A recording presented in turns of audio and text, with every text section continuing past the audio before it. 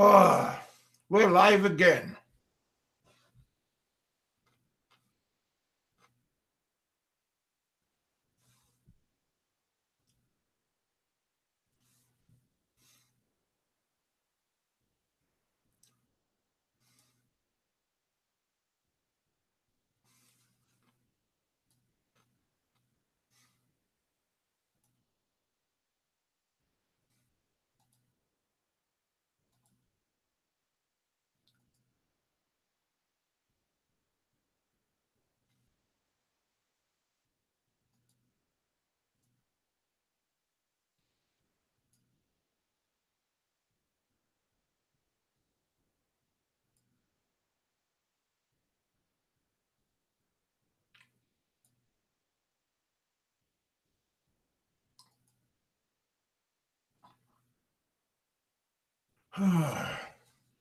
Well, you're on now. We had technical difficulty. My internet is bouncing on and off, on and off. But it's on again, so I mean, we had a whole bunch of people. Boy.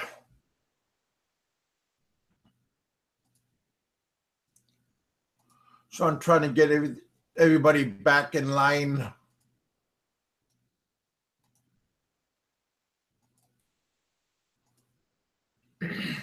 There we are.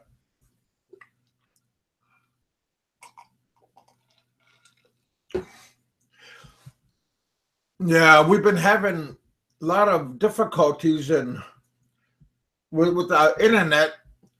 I think there's maybe too many users breaking the signal, or we're having that thunderstorm that Mr. Porter was talking about. Sorry about that. That was me. You made us go off? No. Apparently we're having some problems with our solar system also from what I was hearing. The solar flares or something like that. Really? Yeah. You know what I heard about that, guys? That CERN in Switzerland, that has a lot to do with the sun, solar flares and things like that. Yeah. Solar flares, aurora borealis, all that stuff. Yeah. Makes havoc on the internet. The super collide. The Chinese are after us. The Chinese. It's the Russians. It's the Russians that are hacking our internet, our interwebs. Well, we're back. Seth has something to do with things. So we got a new topic. Working abroad in the Philippines, huh? Is that where we're going on? Well, that's okay. Was that what we were talking about earlier before we got into the prostitution talk? Yes. Okay, I'll stop steering the subject to the prostitution talk then. Damn. OFWs. Okay, here we go. OFWs. What can I say? Not much. We got plenty of them here in New Zealand. Really? Because they're here to work. Because I don't know how up to date you guys are, but back 3 or 4 years ago, New Zealand had some major earthquakes and destroyed one of our cities. And being that we've got a population of only 4 million people. In the whole country? No, not the whole country was destroyed. Just one particular city. It's called Christchurch. And what happened is obviously all the infrastructure needed redoing and everything. Wiped out a complete city basically. And so we obviously needed tradespeople, workers. So we got a lot of Filipinos. In the telecommunications side of it. We've also got English, American, or mainly a lot of various countries that have come here to help rebuild us. Wow, I didn't know about it. Never even heard about it, man. Yeah. So in New Zealand, we've got a lot of overseas workers from the Philippines. A lot of them are settled here now. For argument's sake, I'm just looking outside my window, and my neighbour's Filipino, and I've got about 3 or 4 in my street. For a reference point. Amazing. So yeah, we've got our own community here. I mean, it's even that way where we've got Filipino shops now too. Jim, Mike, Mike, Jimmy was asking a question. He Yeah. said, "Is there a New Zealand is the New Zealand accent different than the Australian's accent?" Yeah, I suppose. Oh my goodness, Siri! I didn't even call you. Who was that? That was my iPhone. Siri just popped in. Oh, okay. It sounded like a New Zealand accent then. Now, tell them, yeah, there's slight differences, but they're pretty similar, I suppose. It's a bit like comparing America with Canada, isn't it? Yeah. I mean, it's Yeah, pretty much. There's slight I think there's slight different afflections in their voice and their accent, I should say, and terminology. Yeah, but we're all neighbours at the end of the day. I mean, New Zealand to Australia is only a 3-hour trip. Yeah. Yeah, you know what I'm saying? It's not that far. Yeah. We're a small country. We're a very tiny country. Like we said, we're made up of 2 islands, a North Island and a South Island. Where I live in the capital. Well, I live about 20 kilometres outside the capital. Maybe when we say capital, the population's probably around 600, 700,000. Van Turner asked a question real quick. He said, "Are New Zealand women as wild as Aussie women?" And the younger ones maybe, but around my age group, that's where you start drifting off to the Asian woman, I suppose. I shouldn't really say that, should I? but yeah, most when you're up to about 30, and then after 30, they seem to go a bit downhill, if you know what I mean. Without being horrible. Jimmy, on our accents, you're gonna definitely hear a difference if you hear somebody from down south, in the southern states, of the U.S. They are definitely gonna sound they're gonna have that southern draw. A person in New York is gonna sound very different from a person in California. California people seem pretty similar to me to New York. When I had my business, I used to talk to Cali people all the time on the phone, man. It was like I was talking to a New Yorker. I know how you're doing. Yeah. Getting back to working abroad. Quick question on from Mike. This has come from me. In New Zealand, I was reading online that they actually have places that will pay you to move there. Yeah, especially if in the technology side of things. If you're, gifted in that sort of way, IT. Yeah, and if you're gifted in IT, yeah, we encourage certain companies, obviously want staff. New Zealand is like how would I put it? We're a country, and we're a modern country, but we're got a small population. So a lot of businesses, American businesses, technology companies, places like that, they like us as a testing bed for products. Like there's probably some products that have been tested here that haven't been released in the States because of they haven't taken off, or they ended up not being what they intended to be. Yeah, a lot of big companies do that.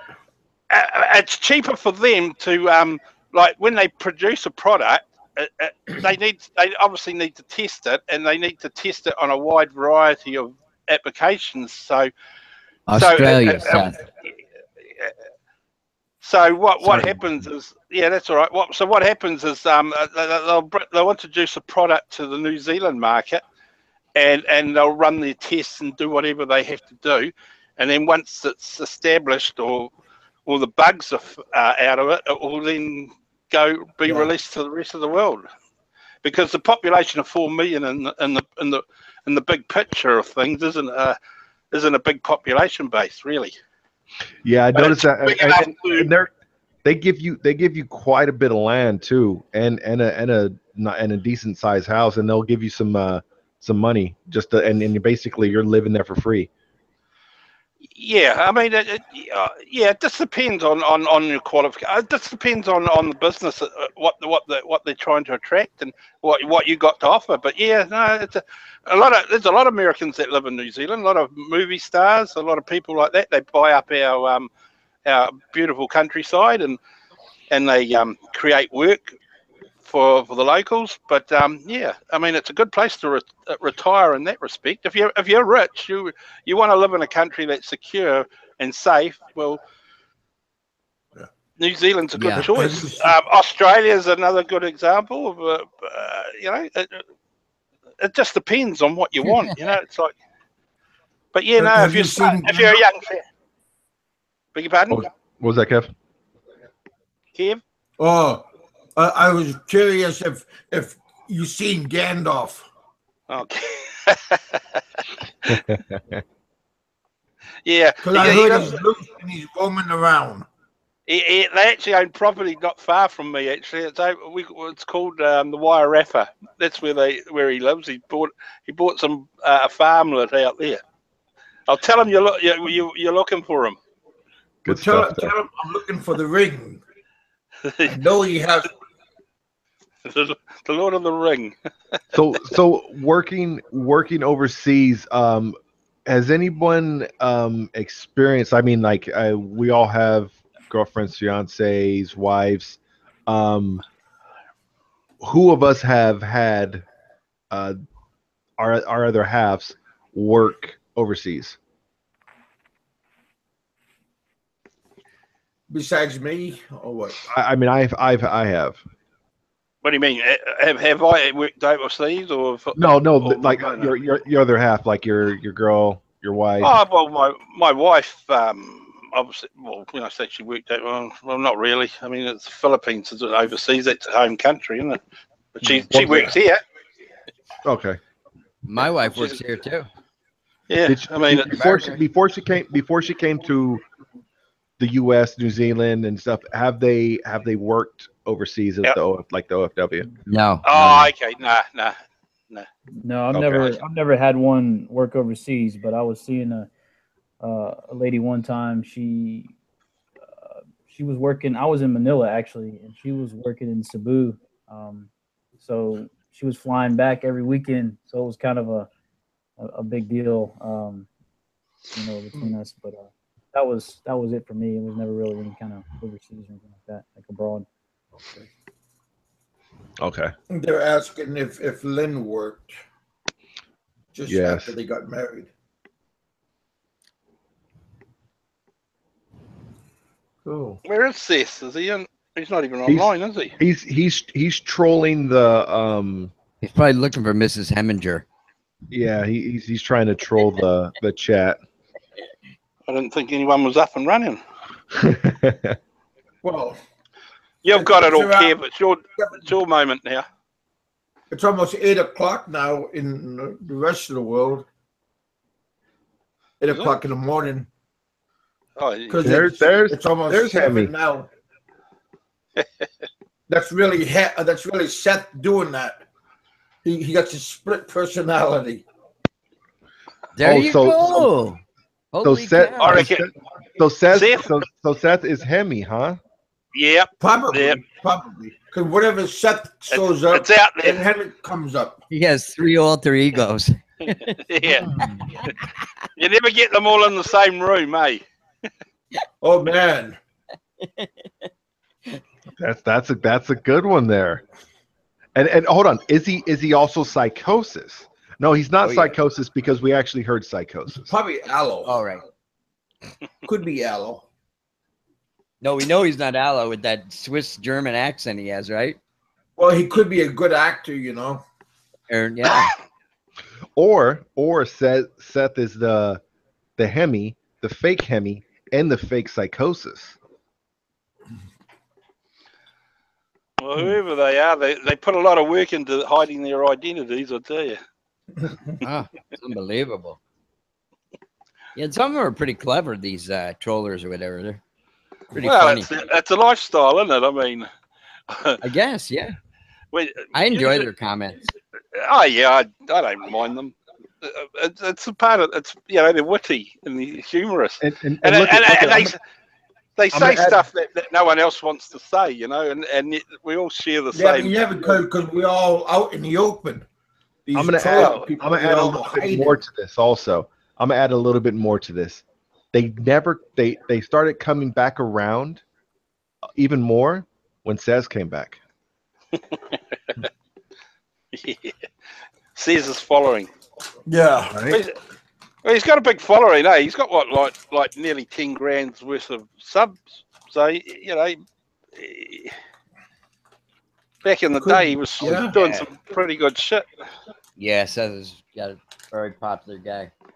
It's pretty hard to get those sort of subs now. I mean, I think what it is too, a lot of the there's too many channels out there now, you know. And well, I'm getting like one a day, Mike. How many's joined you? How many's joined you now, Kev?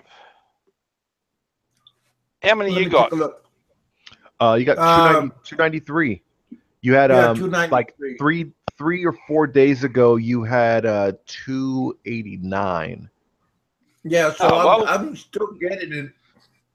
You know, it's getting there. It's like anything. I mean, you know, at the end of the day, it's still a good following.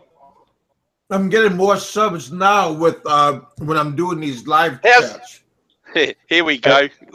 Mike. This gets in my. Hang on, I just got to get this out the way, Jason. You know I got to do this every day. I was just about to say this. I was just about to say that. How many Patreon we got now? Kev? I think it's still the same right now, brother. How many's that? I got 5 right now. Oh, well, let's see. There we go. We're getting there. All right, guys. You heard it before. What is today? Today is Monday. Okay. Yeah. No. All right. Let's put out a challenge here. Today is Monday. We're at how many, Big Kev? How many are we at? 5. Okay. I got $19. Let's say by Friday. Let's see if we can double that. So what? $40? No, not 10 people. Not 10 yeah, people, 10. Yeah. I think we can do that. It's up to you guys out there in the we get 16 people watching. Well, Mike, I appeal to those 16. What are we doing it? What are we doing it for? What are we doing it for? We're doing it for Kev gets his children back from Elo. Get them off the mountain. Get them off the mountain. You subs out there, I know you hear these stories before, but honestly, guys, you're sitting there watching us carry on like loonies. If you want to do something good in your life, and you drink coffee, I want you to donate a $3 coffee to Kevin's Patreon page a month. Well, what about beer? We're targeting around 100 people a month, and that should hopefully bring us as close to the 10 or 15,000 that is eventually what it's going to cost them to reunite his children back here to the States. Yeah. I got some other plans that I'm gonna have to get with Kev later. Yeah. I got some other things that I want to do for Kev. We have to get his channel monetized properly. We have to get those links up so that people can click on them and earn money that way. Yeah, we're going to do the full gambit.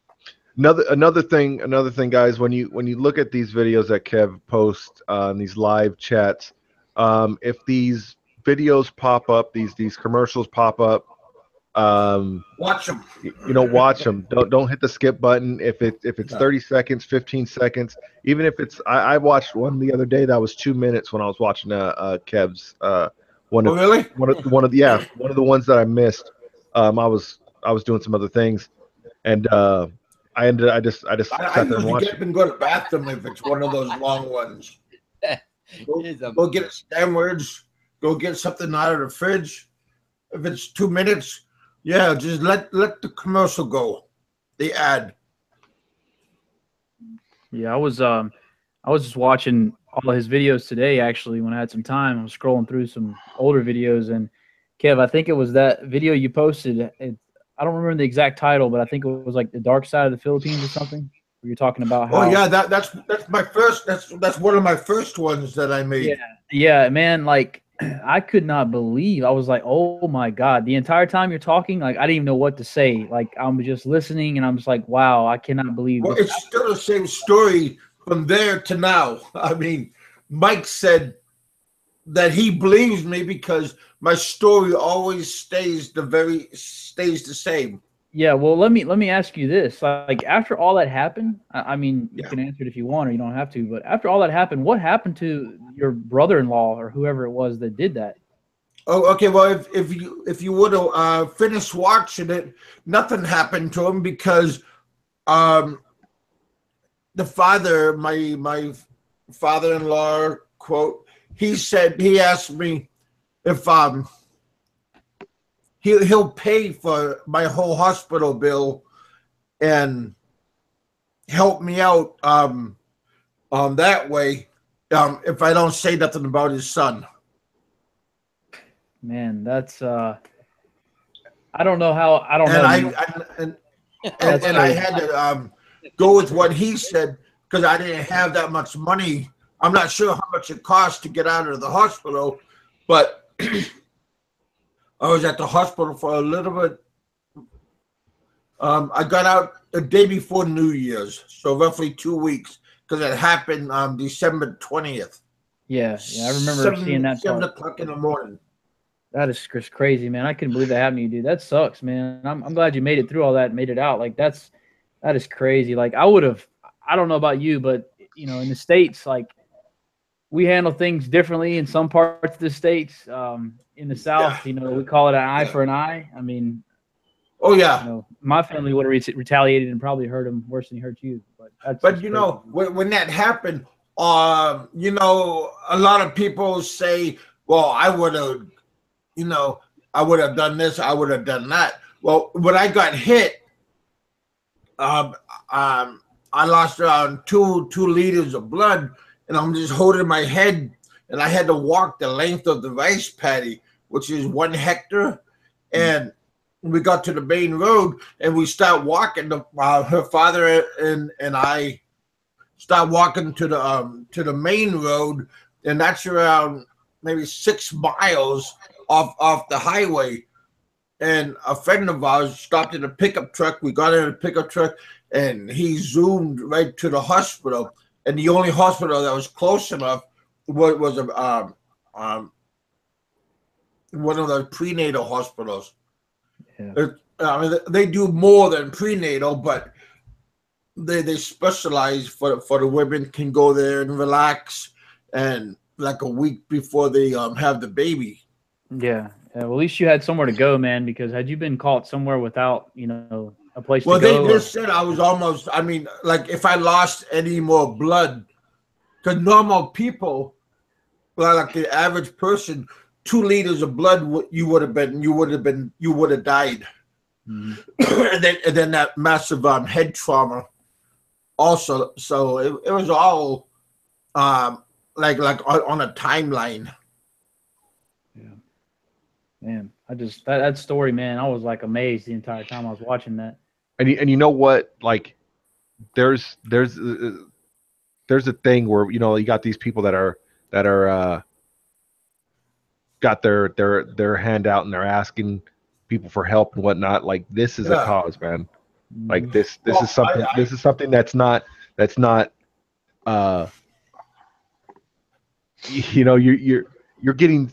There's so much more that you're getting out of it emotionally. You know what I'm saying? Like, if anybody else was in this situation, just put yourself in this guy's shoes. Yeah, but I'm just happy that.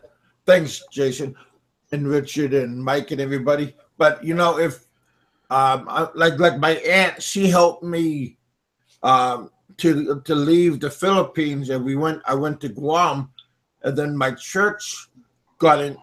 I was like an inactive member of our church, of the Mormon church, and I went one day. I just said I'll just go to church and stuff. I went to church, and one of our leaders, they knew one of the big wigs of Merrill Lynch, and they looked up my name and everything, and found out that I have my have half of my 401k, and that helped me leave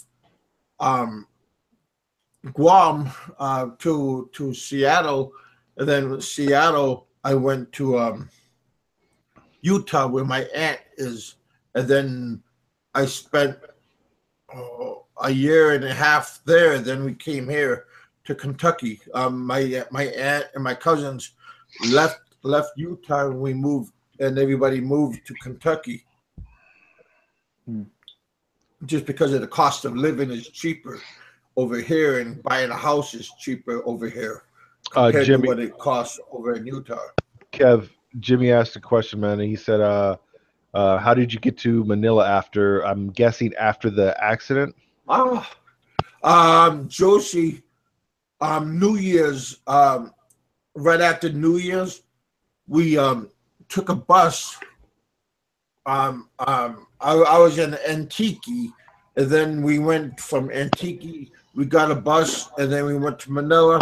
And then the day after that big festival we have, in January in Iloilo, the next day we hopped on a bus, and then we went to a clan, and we got on the ferry with the bus, and then it took us to Manila.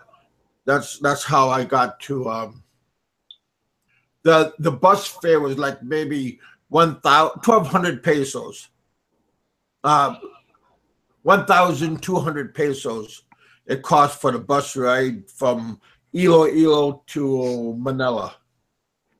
And in Manila, I stayed at Josie's uncle's house.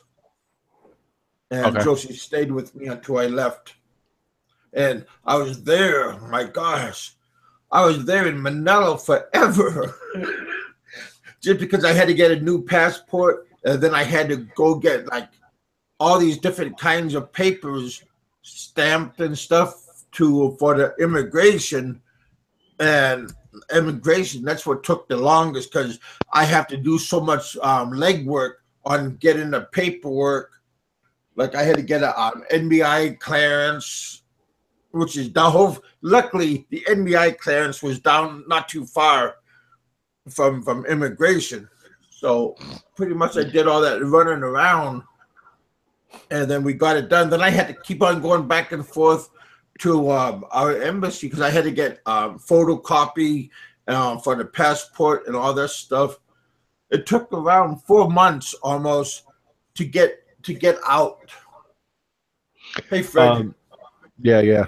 Hey, one thing, hey Kev, sometime this week, if you can get a hold of, because I could talk to you on Hangout. Yeah. Like, so like if you can we get a hold see each other and talk. of the embassy and get an actual number where you're at with that, then we can start building the process. Okay, but I missed what you said. Get what? Get an actual number, like where you're at, like a dollar amount where you. Oh, you want like an address and stuff? No, what you owe to for your visa. Okay. Yeah, if we can get that, then we can start getting the ball rolling on a lot of other things. But yeah, Mike, what you got, man? What have I got? As in, did you want to continue on to say anything about? about Kev? Nah, Yeah. it's not worth talking about. Okay. I'm sorry, mate. I'm just teasing you. That's okay. No, I'll sorry. just take a couple of pills and then I'll be happy, and you can say anything you want. I think it's basically all been said. I mean, if the guys listening out there, the subs, it's up to them at the end of the day. But like I say, just it's going to cost you $3 a cup of coffee, just to support a worthwhile cause. I mean, you hear all these other channels asking for money, but in this case scenario, the difference is Kevin's in real need, and those that have heard the story, or Yeah, if you want to come on my Patreon, yeah, basically, Seth is on. Yeah, well, that was a miracle. Mike, so we have quite a few people that is giving me their coffee money. I'm on there. I'm happy about that. Miss Porter. I'm happy. I'm just happy I managed to get Seth to part with some money. Now that to me, I think I could have signed the multi-million-dollar deal on that one. And thank you, Seth, for going to my Patreon site and donating that $3 that I had to grab out of your fist. Do we? So says that was a tough one. Yeah. So I can't tell who's actually who joined up and who didn't. Not that it matters, but I'm just curious, so I don't ask the same people over and over again. Jeff, I know you're a new mate, and I'm not going to hang this on you, but take a look at the Patreon if you want, and if you can afford it, sweet. If not, no problem. Yeah, for sure, man. I'm gonna help about, and I'm gonna do what I can on my part if I can get it shared. Through basically, mate, it's just a cup of coffee a month. For actually, in my case, it's actually more because our dollar's weaker, and of course, it's $3 US we're talking. Well, it actually costs me more money to support Kevin. You're a good man, buddy. Hey, Van, I just want to chuck that in. Van had a question. Yeah, Kev, you still got your passport. You got your passport, right? Oh yeah, I got a brand new passport. Yeah. He's not banned from traveling, people. He's just banned from. Oh yeah, I got a clean passport. And what he's just got to pay it. That's all. That is, he has a block on it because of back visa fees that he owed. Yeah, but he can travel to another country. Yeah, he can travel to every other country. It's just for him to get to his kids. Landhawk, how you doing, man? They give me this. He would have to pay that fine back. Yeah. How many months are you behind, if you don't mind me asking? Is it months or years you're behind? Are you talking about like in the Philippines? Yeah. Oh God. Like 13 years. Okay. Quite a bit. All right. It's all together it was like 280,000 pesos. Yeah, I was gonna say it's probably around $5,000. That sounds about right. Yeah, roughly in that ballpark figure. Yeah, I'm sure that if Kevin rings the Philippine embassy in the States there, or your local whatever consulate, get them down to a price. I think at the end of the day they'll negotiate. You could probably, if you paid a couple $1,000, I'd say they may even waiver it. I don't know, because you just got to tell them your circumstances that they probably already know anyway. But I'd say it's not a big deal. It's only you just owe the country of the the government of the country. Yeah, they just want my back for overstaying your visa. Yeah, they just want your money. That's all. But like I said, like he said, they'll usually settle for what they can get. And if it's say if it's X amount of dollars, like 5,000, usually they'll settle for $2,300, $2,500, and you're good to go. At the end of the day, Kevin's not the only one Kevin's not the only one that overstays in the country. So I mean, it's not everybody every day. Well, Landhawk was saying meet his kids in Thailand. The situation is that he's trying to get his kids away from his their uncle. Yeah, which caused them the situation. Yeah, Bill Landhawk 59.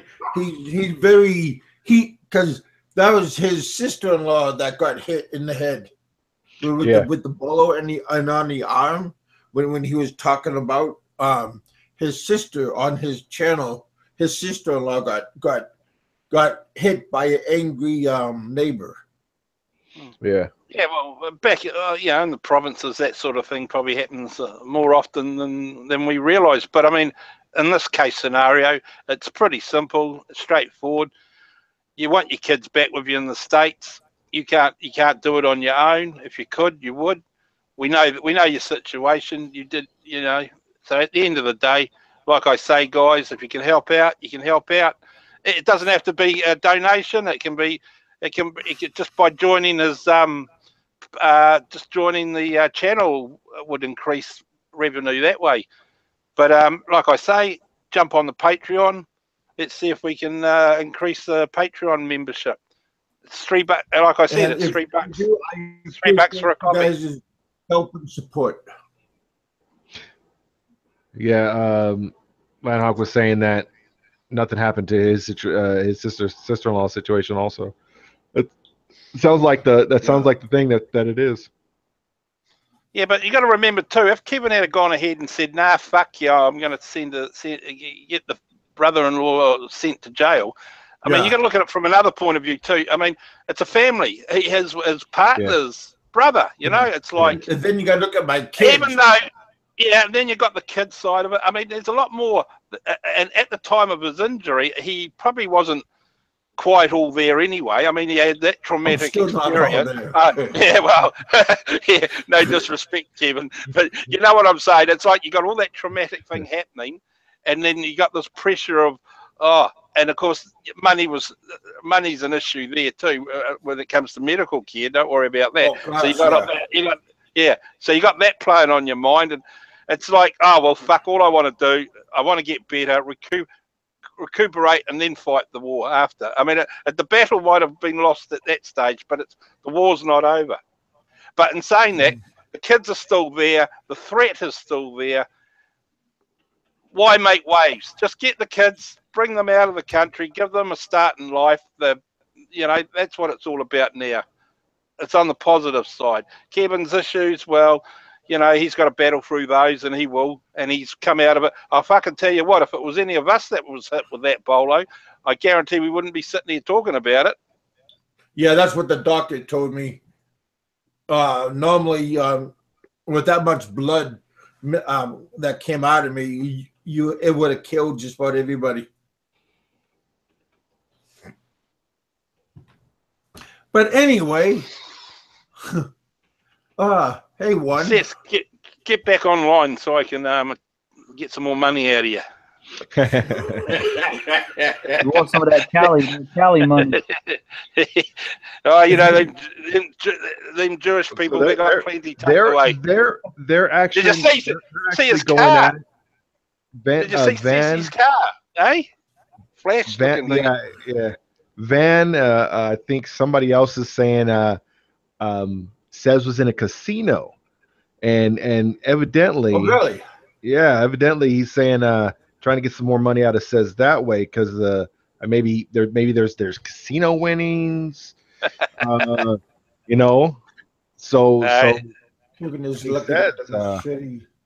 Nah, Sez is a good guy. He'll put the Patreon, Kevin's Patreon link on. Did you hear what Van said? What was that? I can't see the guys writing in the room, so you'll have to tell me. I can't see the room. He said, Kevin was lucky that the medical system in the Philippines didn't kill me. Yeah, well, he's got a point there. That's a little bit funny. Well, there's no such thing as the golden hour in the Philippines. That's fucking real. If you know what I mean by the golden hour. Yeah. Oh, yeah.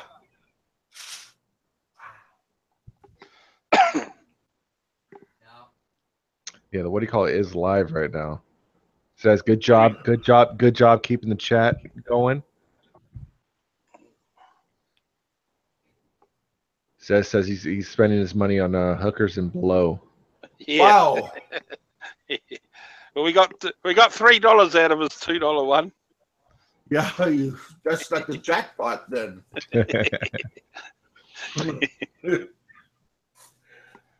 Well, again, I always thank you guys for listening and coming on. Hey, We Kev. have 15, Hey, 19 Kev, people.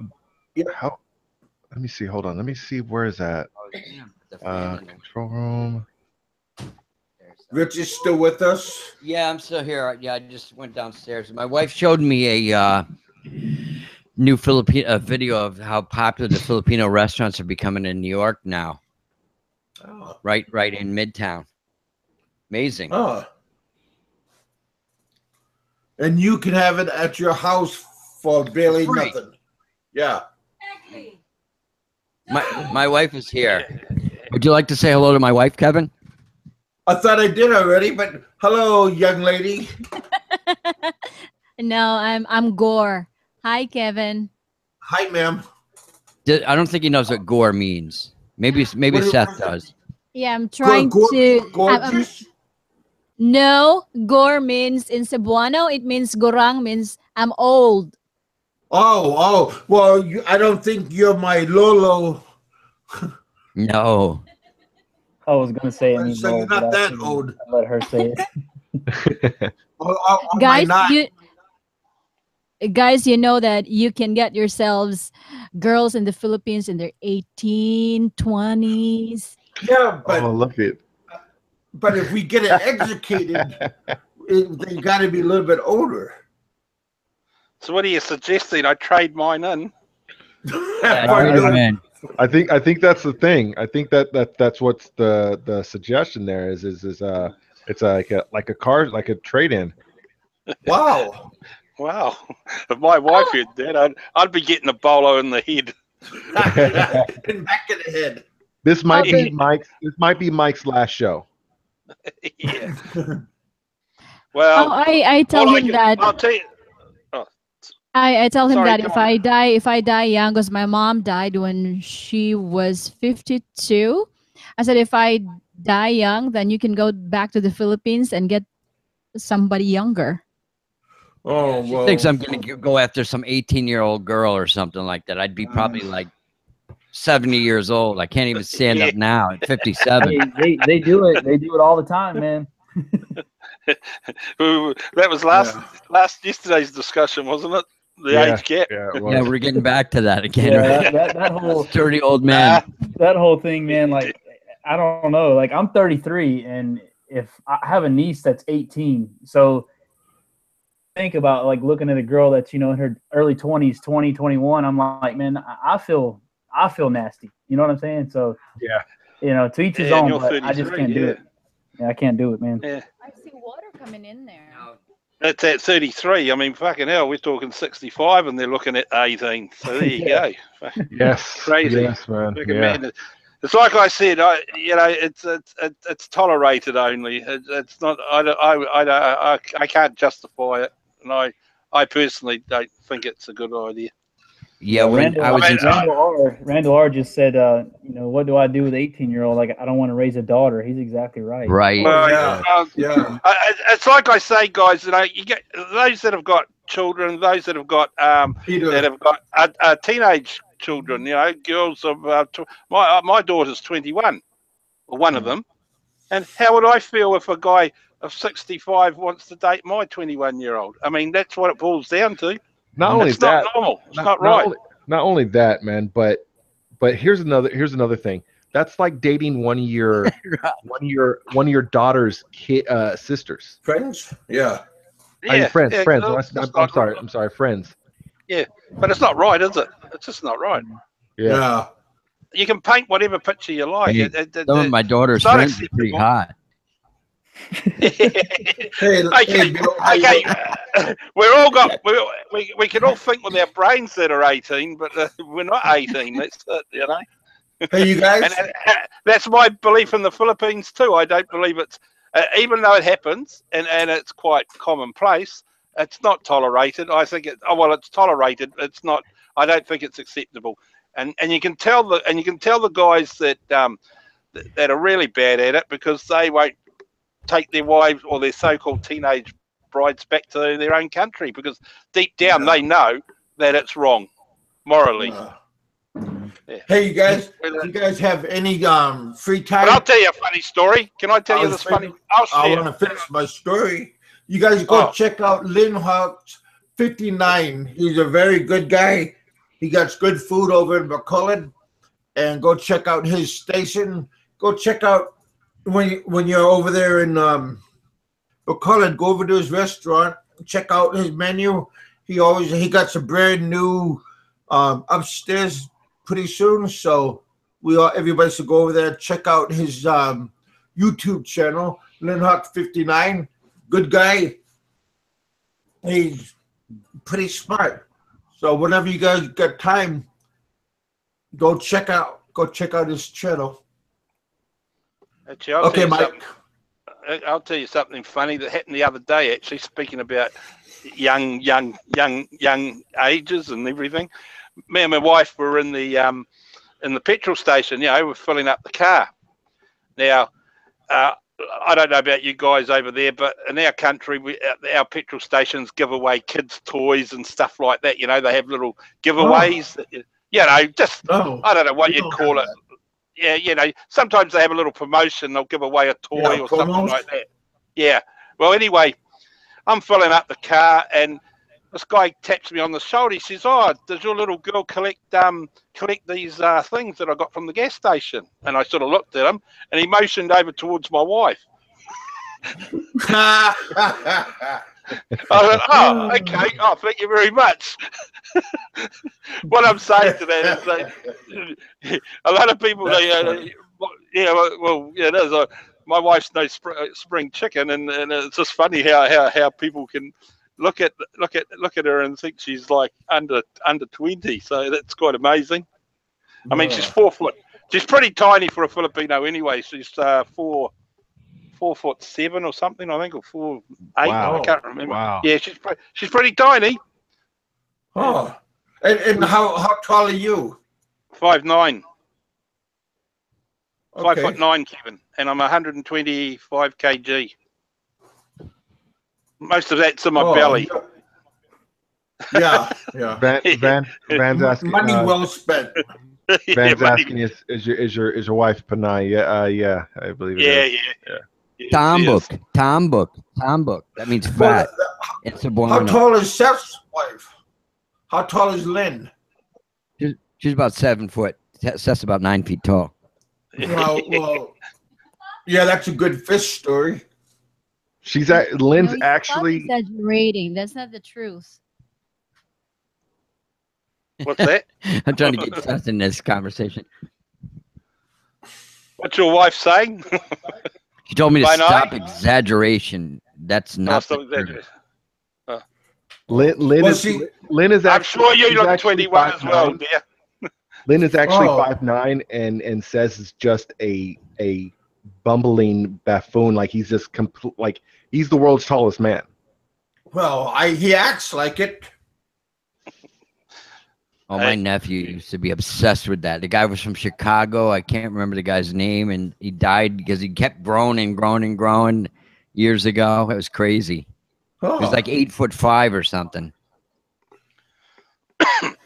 There's a young high school kid from Romania. I believe he's in like Minnesota now.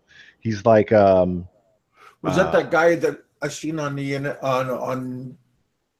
he was being interviewed on the news? Yeah, the tallest person was a Chinese guy. Well, I don't know how, but there was this guy. This guy's like 7 foot something. I want to say either 10 or 11 or something like that. And he looks like he can hardly walk. Yeah, he looks kind of frail. You look very frail, very, very frail.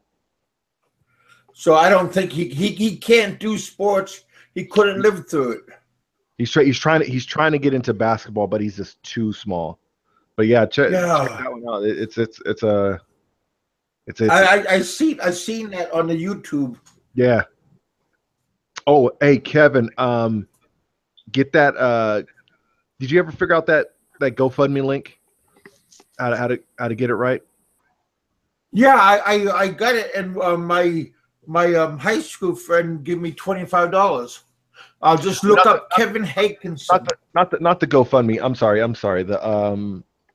The what's the other one? The Patreon. Yeah, yeah, that's what Mike is talking about. I got 5 new members. No, I'm saying, have you got that Oh, to where? Because some guys were talking about it earlier. If you can post that link. Yeah, I was hoping you'd get the link out that way I can share it on my end. see, I try to paste it on my channel, but every time I try to paste it, it would go into those whole bunch of different numbers. Kev, on the screen. Paste it in the room now so Jeff can see it, and then he can do what he needs to do, mate. Hey, Kiwi Mike, the tallest man in medical history for whom there is irrefutable evidence, Robert Pershing Wadlow. He was born 6:30 a.m. Alton, Illinois, USA, on the 22nd of February, 1918. When last measured on June 27th, 1940, was found to be 2.72 meters or 8 foot 11.1 inches tall. God. Died of, he didn't live long. Yeah, he died. I guess his organs didn't keep up with his feet growth and stuff. Yeah. No, I think it's to do with the back, isn't it? I think that's what it is. It's to do with the back. As a result of septic blister on his right ankle caused by a brace which had been poorly fitted. It was wow. It doesn't say what the. I don't know. Did they do autopsies back then? Probably. You're probably just learning about how. Yeah, but they weren't recorded like they were making Frankenstein and stuff. Yeah, exactly. Cutting people's heads off and putting them out of their bodies. Yeah. Seeing how big his tallywhacker is. Yeah, my brother's son, he's really, he's 19 now, lives in Marco Island, Florida, but when he was a little kid, he was obsessed with that kind of trivial stuff.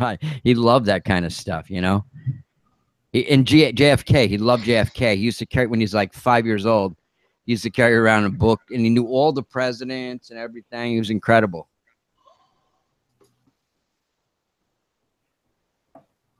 Cool. Yeah, Richard, I'm not Richard, Jason, I'm looking up that Patreon. Yeah, I'm trying to get it right now too. What are you guys looking for? Kevin's Patreon link. I had it. I didn't save it. Is it it's in my history. So I know you've probably said this before, Richard, but I've forgotten. Or I wasn't party to. Whereabouts is your wife from? What area? My wife? Yeah. His ex-wife or his girlfriend? My wife? Is his wife or girlfriend? I don't know who. Oh, my girlfriend is from Kingston, New York. No, I'm just kidding. My wife's laughing. Somebody's going to be. Yeah. There'll be a bolo in the head soon. Yeah. No, but my wife is from Cebu City. She was born right in the city of Cebu. Okay, Cebu. Yeah, righto. Actually, she was born in Masbate, where there's sharks in the Philippines. But her mother was from Cebu. Oh. She went there for some reason. Yeah. So that's Visayan, isn't it? Jeff. Yes, it is. It is. Yeah. They're very Spanish-looking people. Jeff, take a look at the chat on the Hangouts. Yeah, that's I just posted one up, and it says it's not working. The Patreon that I found. Why, what happened? Mr. Eric Clapton. That's rather weird. Like it pulls up the link, but it's saying that it's not found. The support me count's not found or something. I've got this really fancy high-tech watch. It's telling me that it's time for me to breathe. Oh. Wow. That's nice. Yeah. Okay. I'm breathing now.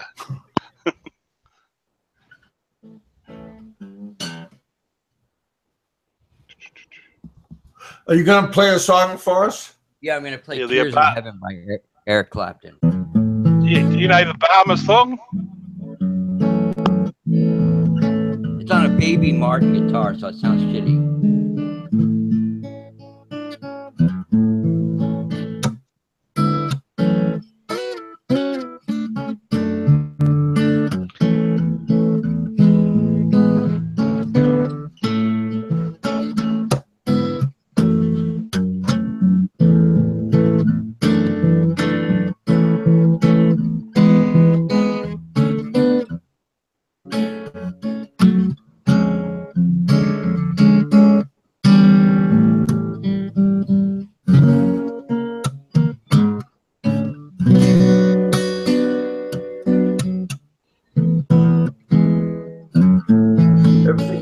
being slow today.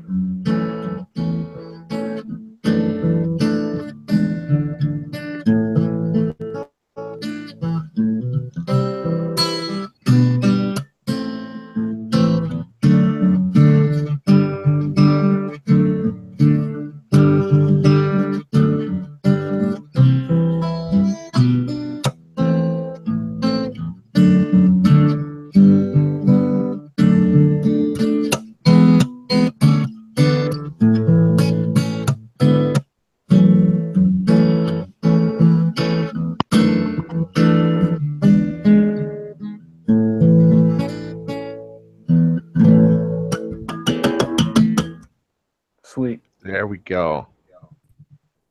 Yeah, it was just on a little Martin type backpacker type guitar. It's the only one I had up here. I just posted Yeah, the it's- link up, so you guys should be able to get to that. For some reason, the chat won't let me post the www in front of it, so just add Yeah. that, and that should bring you to his Patreon account. You know, I'm trying to get my Patreon on this site also. Brenda says finger style. Yeah, Clapton's an amazing guitar player. RPW's giving you a round of applause. Oh, really? That was sloppy. I haven't played that in years. It's very sloppy playing, but thank you anyhow, buddy. My musical ability probably extends to Smoke on the Water, and that's about it. Oh, that's a great song. I did the That is a drums great years tune. back. I did the drums years back. That was it. Who's got the echo on? Yeah, that was it, Seth. Yep. That was very sad. Yeah, and Kevin lost his son too. Yeah. Big Kevin. Yeah. Yeah, I do hear that echo. Someone's watching us through I don't YouTube. I don't see why it's doing that. Yeah, what happens is it's that YouTube. You got your YouTube on. If you mute your YouTube and just use the Hangouts, then it won't echo. So if everyone on the panel mutes their YouTube, Nah, mine is. yeah, just mute your YouTube and then that will get rid of it.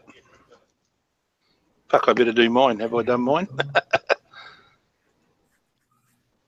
Isn't it amazing how clear everybody is? I mean, Mike is like Yeah. in the bottom of the world, man, in New Zealand, and Jason's in California, Seth's in California, I'm in New York, Kevin's in Kentucky. Yeah. It's like Now, hey, we're all in the same room. Jason, I'll check that. there's my Amazing. Patreon I just posted. Nah, it's still the same. It's still the same thing, Kev. It's still got those weird numbers, man. Yeah, because I got it right off of that link in Patreon. If you want to post your link. What's with the question mark? Is that part of it? I don't know. Yeah, just types. There's more to it. But if you're just looking, Gun Term's right. If you just type in patreon.com/Big Kevin, then you can get to his Patreon that way. Oh. Yeah, it's not hard. It's real easy. Well, you could just go to my about you.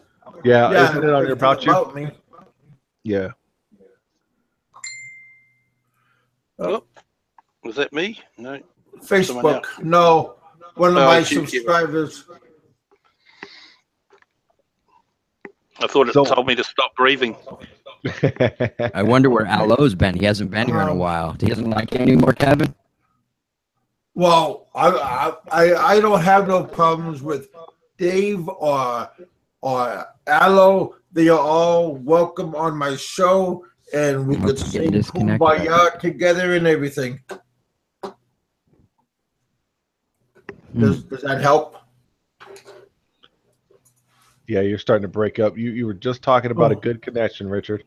Not you, Kevin. No, Richard was just talking about a good connection. He's starting to break up now. Yeah, it's just being slow. Yeah. So it's been weird. It's been weird. One of my Patreons he just told me go to my Facebook, and I tapped on my Patreon account, and it popped right up, and that's on my Facebook. Okay. So that was pretty cool. Kumbaya, kumbaya. Yeah, Yeah. Mikey, man, where are you at, man? What's going on with you?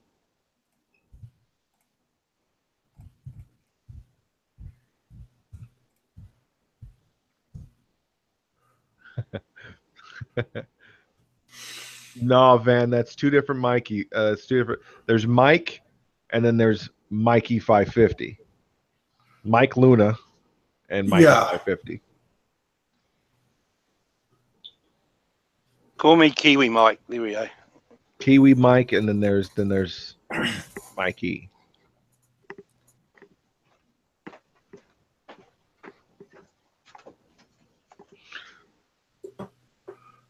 Mikey Yeah, just got that home. worked out. That WW.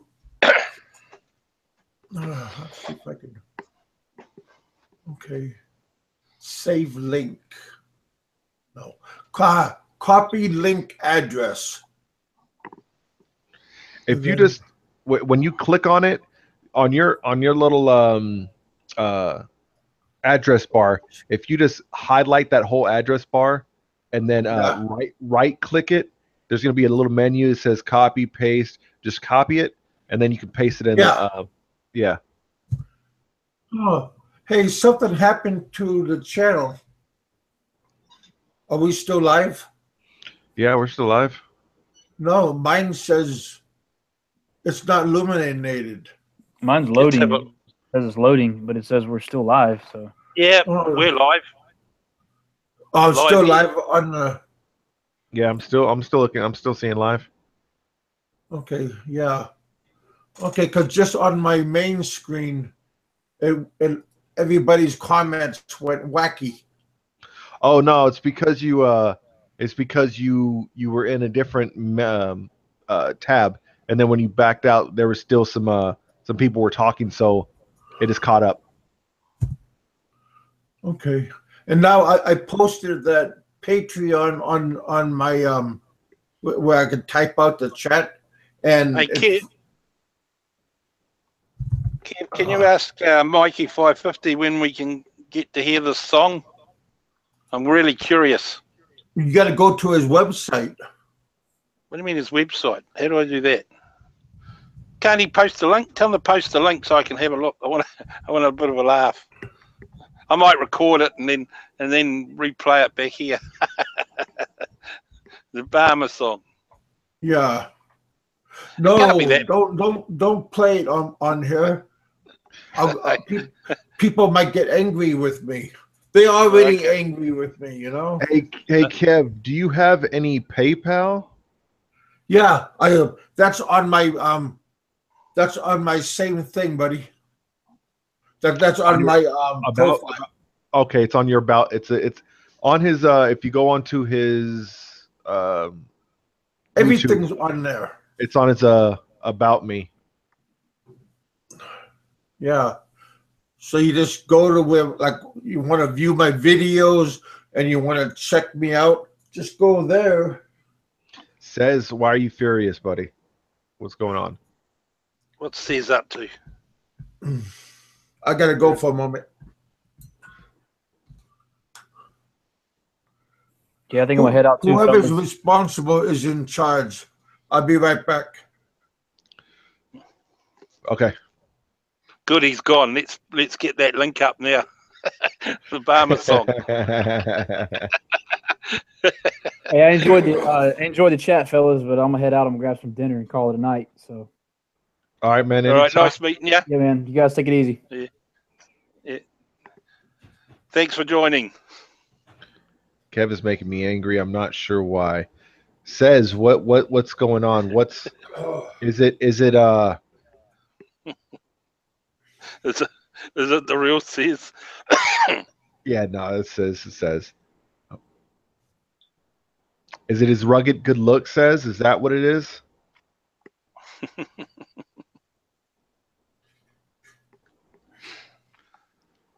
Actually, ask says what kind of car he's got. What is it? It's a Honda, I think, isn't it?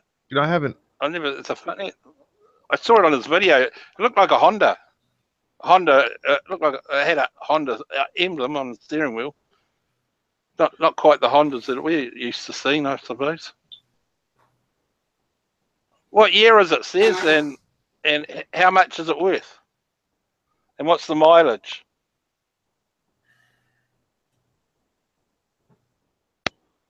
Did he get all that? I'm pretty sure. Let me see. Honda Civic. Is it Honda Civic? Fucking Yeah. hell. Okay. Wait a minute. I just seen. And it's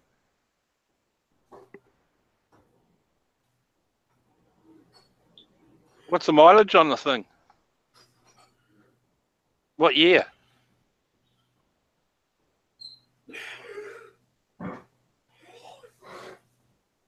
What year did he say, Jace? Oh, Blue Book says it's 7K. $7,000. So that's what, probably 2,000 and something. 80,000 miles. Oh, it's miles, isn't it? It's not kilometers with you guys. Yeah. Okay. So she's, what is it, about 2,000 and something? 2004 or something. Hey, Grammy.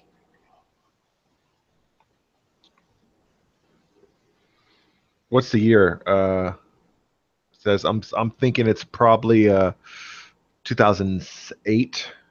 Well, I was thinking 2000. Yeah, 2004 maybe. No, that's pretty. right. 80,000. I was fucking right on. I was right on. What is that? 2008. It's a 2008. Okay, that's done high mileage then.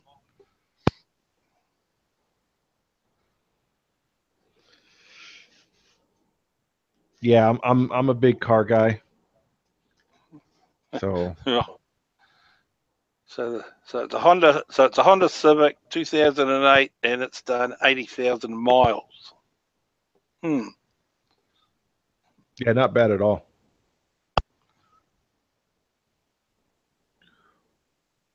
So 1 kilometer is 0.62 miles. Yeah, something like that. Yeah, I don't know.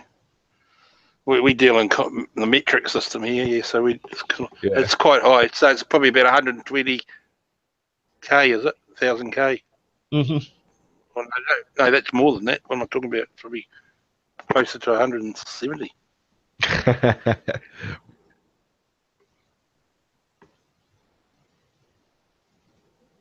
Yeah, says you can get definitely a lot more for the car than 7,000.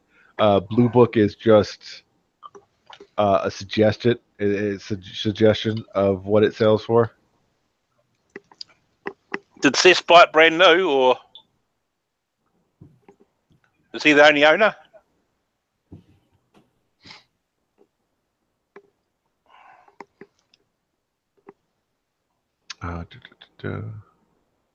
He hasn't responded yet. I'm sure a car like that is hard to come by. Yeah, low mileage cars are definitely going to be. Yeah, he bought it brand new. Oh, okay, that's all right. One owner. Yeah, paid it off in 5 years. That's about the normal, isn't it? Yeah. Third down and the rest off, and yeah, Mikey, that is true. Mikey says we Americans of a certain age have no idea about the metric system. Not just of a certain age. There's young people that don't even know the metric system either. There's people like us that are used to the metric system and still don't know. Mind you, my age group, we were at the conversion stage of going from the old imperial system to the metric system.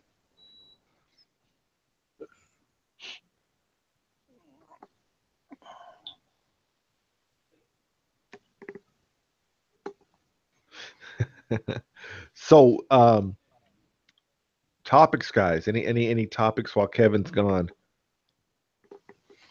out in the chat here. I don't know. See what the chat people are up to.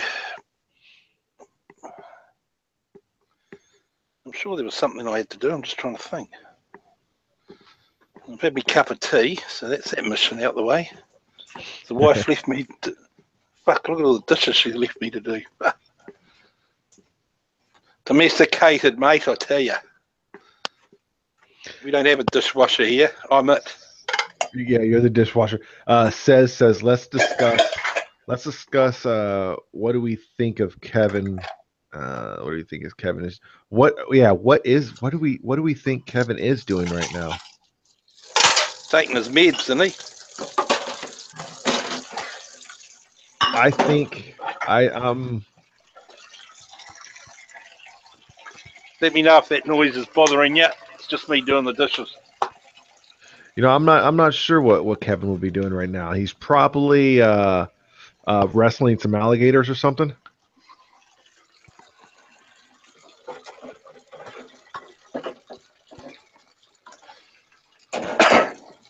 So the YouTube channel's pretty quiet today. Not much happening out there. Yeah, no. It's, RPW says belly dancing. Gun term saying Kevin's sitting down while he's peeing and taking his meds.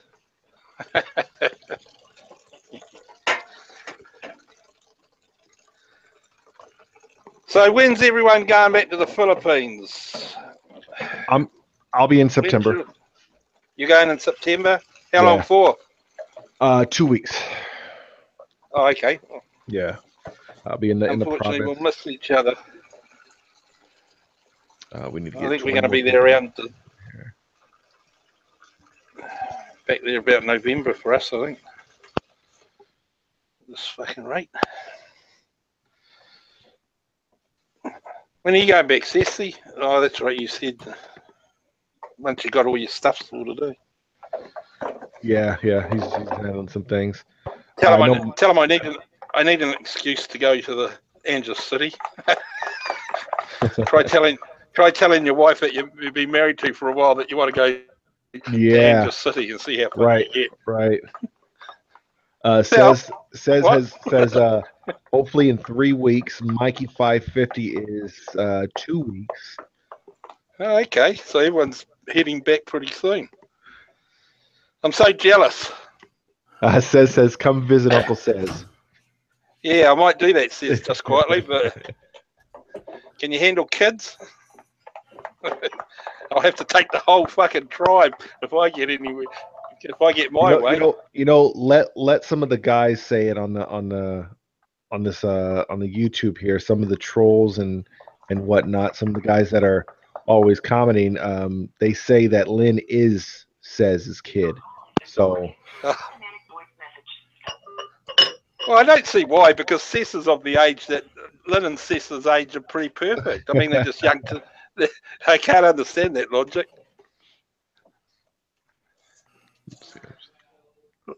Lynn's a good-looking woman. She's all right. I mean, it's Cess's wife. Good. Yeah, she's a sweetheart. She is a sweetheart. Mikey. Hi. Were you guys planning on going to the house soon? Mikey 550. Mikey 550 says. Well, it's kind of bad.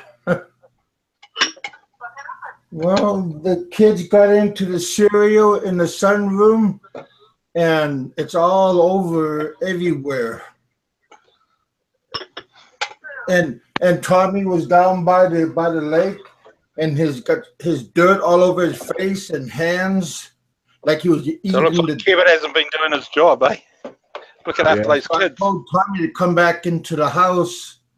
And Vaughn's watching the little girl, and the boys are downstairs. And Tommy's playing with matches. I don't know what to say. The house is just about on fire. Okay, well. Okay, bye. I've called the fire brigade, though, so that's all right. Crazy people. Hey, Kev. Yeah. You're not doing the babysitting, mate. You're not looking after those kids. They're running riot. Yeah, my uncle is in the house, and he's watching 2 kids, and then these other kids are out by the lake and doing. Oh God! And my aunt and my cousin's the wife is out. Just keep the matches away from Tommy, okay? Oh, I Yeah. know, but he's eating the dirt. He's eating the dirt. He's eating the dirt. Okay. Yeah, and he's watching Hey, the geese. He's watching Hey, the that- geese trying to come on land, but he's only like 3 years old. Hey, Kevin, that's normal though. Kids, a bit of dirt isn't. I know everyone's PC nowadays, isn't it? Oh my goodness! You Yeah. know what? I got a quite a little funny story about that. A friend of the family. That's We right, called him. I called him Uncle Richard. We were out at the park. We were doing a little family outing, and him and my dad were messing with us. He said, "Hey, eat that dirt. It's good for you." And I just took a huge handful of dirt, and I was like, I want to say I was probably like 4 years old. I took a huge pile of dirt, threw it in my mouth, and oh my goodness, I had an instant coat of mud in my mouth. You didn't do it again, though, did you? Never again. Never again. Right. Yeah. Never again. Yes, Seth. I just took before I went upstairs. I don't know how you know that. I don't think you'd smell it though.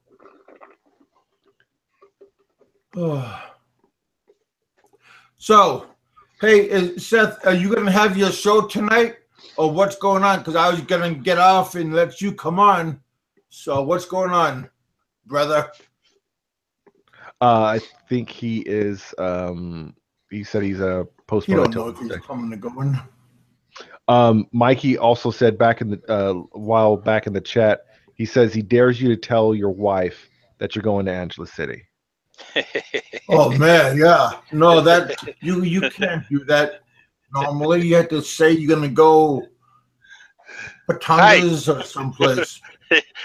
Hey, it's not that I'm scared to tell her that we're going to Angeles City. It's going to Angeles City by myself. Yeah. Yeah, That's Highlighted by myself, not with kids or in-laws or anything else in tow. Yeah, that's And I'm not sure- gonna happen. And I'm sure Seth wouldn't want to see the whole lunar tribe turn up. well, yeah. That's just that's not fun to even try to explain. I'll say, mind you, I could give it would probably give Seth an insight to what his marriage might be like in another 8 or 10 years' time. Says let me Randall, good on you, man. He sent you a couple bucks on PayPal, Kev. Rando did. Yes. Well, I appreciate that, and my kids appreciate that, brother. Good on you, Randall. Good man. Says you're not by yourself. You're with Uncle Says. He'll be watching over you. Yeah. Mikey 550. Mikey says I triple dare you. Yeah. All right, I'll make sure you're around, Mikey, when I ask. I'll make sure the mic's switched on. You got to record Hello. that one. You got to I'll do a record that test one. run here. No, I'll just do a test run here. All right. I'll warm her up here. Well, because she knows I'm on the YouTube yakking, so I'll just fucking hit her with it while we're online. I gotta go outside. That way she can't scream at me or anything else. Where you going? I think you went to go outside real quick. Let me see. The kid's probably setting fire to something. Damn it. That's a good question, Seth. What will Lynn do if? What would Seth do if Lynn wants to live somewhere else? As in, what do you mean? Other than if Lynn wants to live in a different area, what's Seth gonna do? I figure he's gonna lose his mind, because if it's definitely if it's far away from Ladyboys, Seth he's gonna have a problem with that. Yeah, but isn't Lynn from Cebu as well or something? only Seth can answer that, I suppose. I'm not sure. Where is Lynn from? I'm not.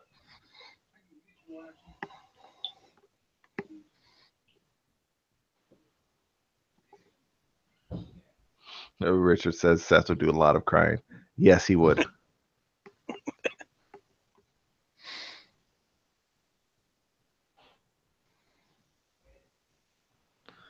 Lady. Yeah, Lady. Oh, okay. Oh, well. I don't know where I got the Cebu part from.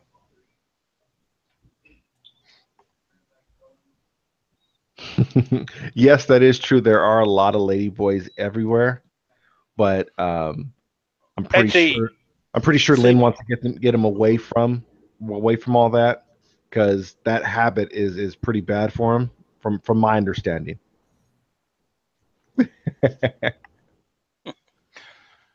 yeah, Cebu, there is a lot down there. Yeah, it's predominantly you got to sort of do a double look down that way, if you know what I mean. oh man, when I was there, oh my goodness, it was like, I mean, nothing wrong with it, but it was just to each his own. But it was a bit much for me. Yeah, it's not really my scene either, to be honest with you. But to each to their own, I suppose. Yeah. I might be old, but I'm not. I'm not. I haven't lost me sight yet. Yeah, I'm not like, hey, Yeah. whoever that like they used to say in the car business, there's an ass for every seat. Yeah.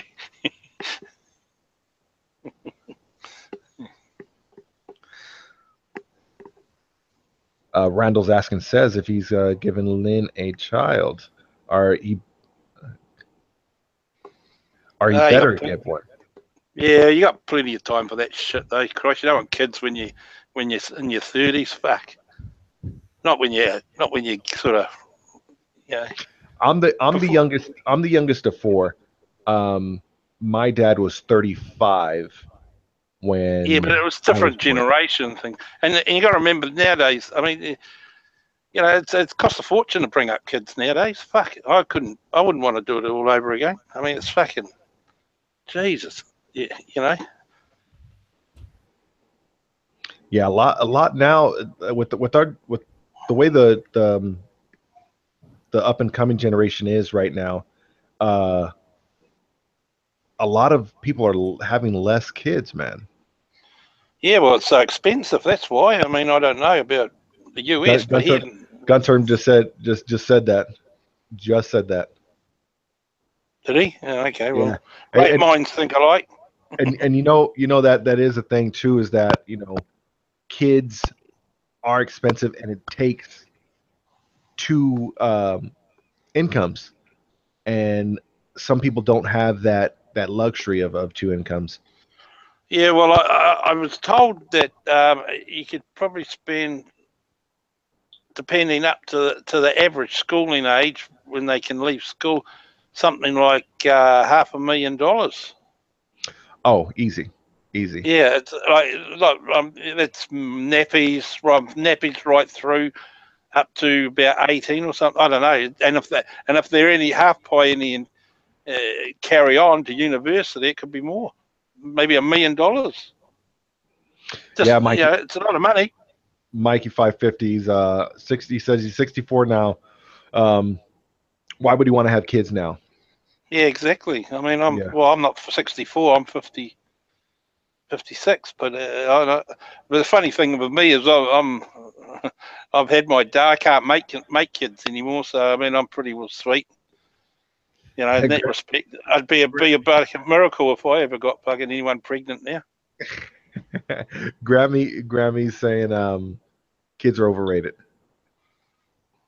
Yeah, I mean, Seth and Lynn will sort that problem out when they get there. But I reckon, my opinion is, if Seth and Lynn are listening, don't have one yet. You got plenty of time. Got to about 40. Get your business sorted out first, and then do what you got to do if that's what you want. I want to have at least one. I want to have at least one kid. Yeah, well, I mean, it's good to have kids. Yeah, I'm not saying don't have them. I'm just saying pick your moment. Pick your time and place. It's not like having pets. You know what I mean? You got to once you have kids, mate. It's a responsibility. Yeah, and you can't go back. You can't fucking take them back to the shop or Right. kill them. Well, Right. But see, you a know what lot, I'm a lot, saying? a lot of quote unquote parents don't, they don't parent. Simple as that. Yeah, but if we're talking the new generation, it's probably the generation. It's probably two generations now to me, and the problem is they're not being taught, and they're having kids at a young age. It's like children having children. If you can understand what I mean by that, it's like they're having kids younger now, and in our case here in New Zealand, we have a welfare system, and you got 15 and 16-year-old girls having kids.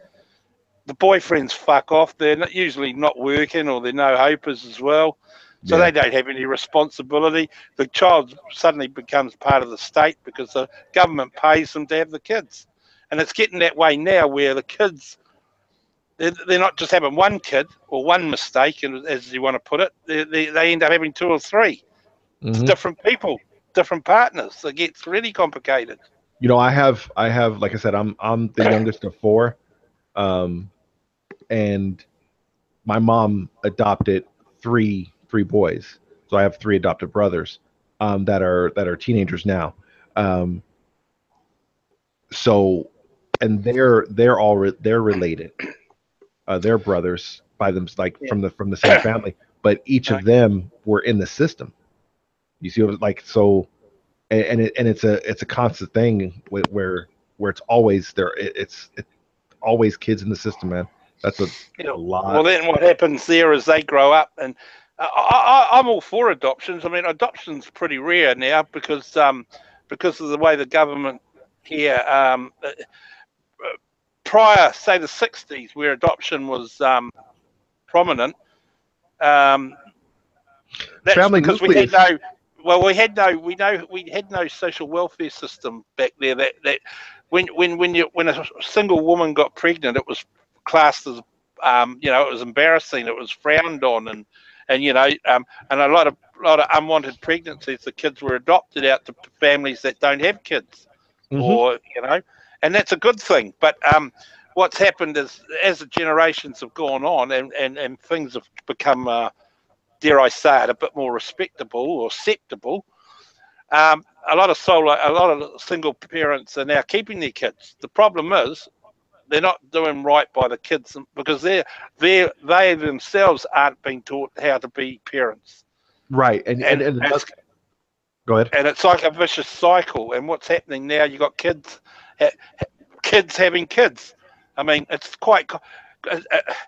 common as much nowadays that kids of 15 years old are having children.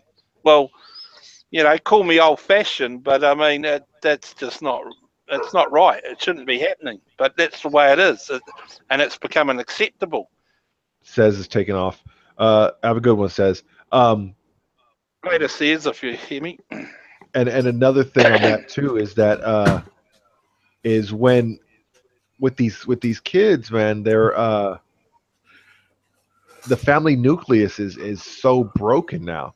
Back in the 50s, 60s, families were important. There, and then it's just as the years Exactly. go on, it's just that whole People family lost nucleus focus.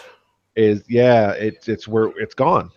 Yeah, well, that's a combination of a lot of things, but yeah, a lot of it, yeah, it's a lot of it now. We got single parents working, unless they're on a whopping big salary, is pretty rare. Both parents have to work now just to survive, and that's worldwide. It's not just in America; it's all over the world. I mean, once upon a time, it used to be the wife would stay home, look after the kids, and all that sort of Have stuff, babies. and well, yeah, and have babies, I suppose. But that's why you used to have big families in the '60s and that in the '50s. But now, You know, a perfect family is usually one child, one or two at the most. I mean, you still get the odd people that, the odd families, mainly Catholic families, and Catholic, Mormon. Well, when I say they have big families, it's because they contraceptives and all that. They don't believe in it and all that rubbish. And you know, I believe you should have children to what you can afford to have. Like, you know, I mean, I can't see the point in having 5 kids if you can't look after one. You know what I'm saying? It just doesn't. My suggestion is get a VCR or a DVD player. My bad. That dated me a little bit. Get a DVD player, get you Netflix, and actually, or get a hobby. Stop having kids. Yeah, I mean, you know, it's your right to have a child, but is it your right to put that child through the state system? I mean, Yeah. A taxpayer, at the end of the day, I don't know about your country, but the taxpayer pays for these bloody kids. That's what happens here. It's a trend. That's a bad trend. But let people say that no, that's not the case. But that is the case. Yes. But I'm saying let the people that are taking advantage of these things, they say no, that's not the case. That's not the case. The only difference between us and say the Philippines is the difference there is there's no welfare system. So unfortunately, the children, the single parents or whatever there, they have to work and support their kids any way they can.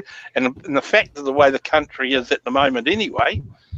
And a lot of them are working abroad, like our topic is, or the title of the show. Overseas, yeah. They have to Where go did out. Richard go? Did he bail? I think he was having some problems with his internet. It was starting to sound choppy. Yeah. Could be the sun. We just had an awesome sunset just now. How's that Patreon, Kevin? Have we increased it yet? It looks the same to me, but didn't Jason just say somebody was gracious enough to give me a donate? Randall R. Did he donate or did he become a Patreon? No. He sent it to you and PayPal, I believe. Cool. Thank you. Roger was saying Mormons have more kids than Catholics. Yeah. Yeah, but you know what? The Mormon families are a little bit more, actually are tight, way tight knit than other religions. Yeah. Well, they're a sect. That I look at it like that. I mean, they have multiple wives. You know I'm a Mormon, right? Are you? Yeah. How many wives you got? No, I only got one, but I got a lot of kids. But yeah, well, I figured I'd let you know before I tell you. Step into something that he couldn't get out of, huh? Yeah. Don't worry, Kev. Just like the Brit. Yeah, you got me good on him. Well, today I invited him. I texted him and I asked him if he wants to come on, but he never replied. He might have heard you. Mikey. I'm just gonna say exactly that. You should have edited the video before you invited him. Mikey 550 said he bought 200 condoms for his brother-in-laws and cousins, Cool. and they laughed at him. Oh, they thought they were balloons. Yeah, he said they're not going. They basically said they're not going to use them. Yeah, too much work. Or it's the wrong size. Randall, good one. Randall says it takes 2 minutes or 2 hours. Yeah. 2 minutes. To get to either Randall, is that to get a condom on, or to figure out how to operate it, or what?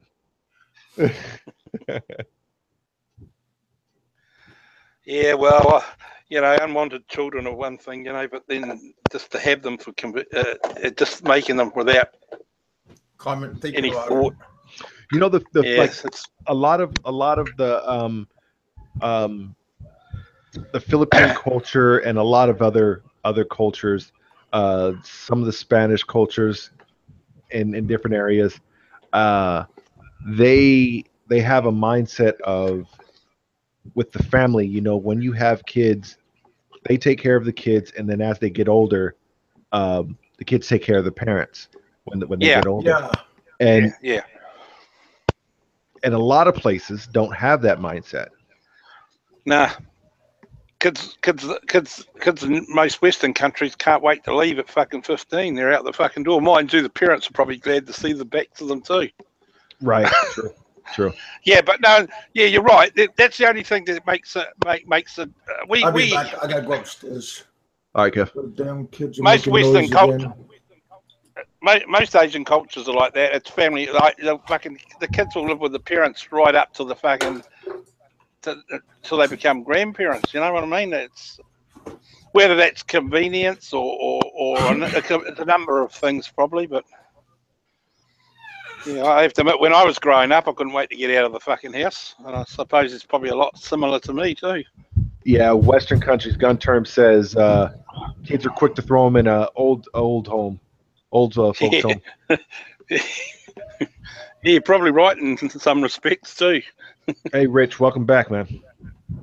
Yeah, thanks. We had a really bad thunderstorm pass through here. I think it covered the whole East Coast, like from Texas all the way up to Maine, and we just me and my wife got a little bit of water in the basement, a little tiny bit, but you know how women are, they get ballistic over that shit. Even though this pump is on and running and stuff, it's no big deal, but you know.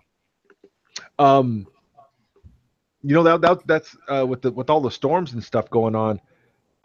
Everybody earlier, I think they fixed it now, but everybody earlier was having problem with YouTube.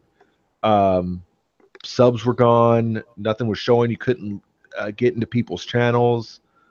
Oh yeah, yeah. Said that this morning was weird. Like my YouTube wouldn't load. Yeah. That was weird. Was that due to the solar flares?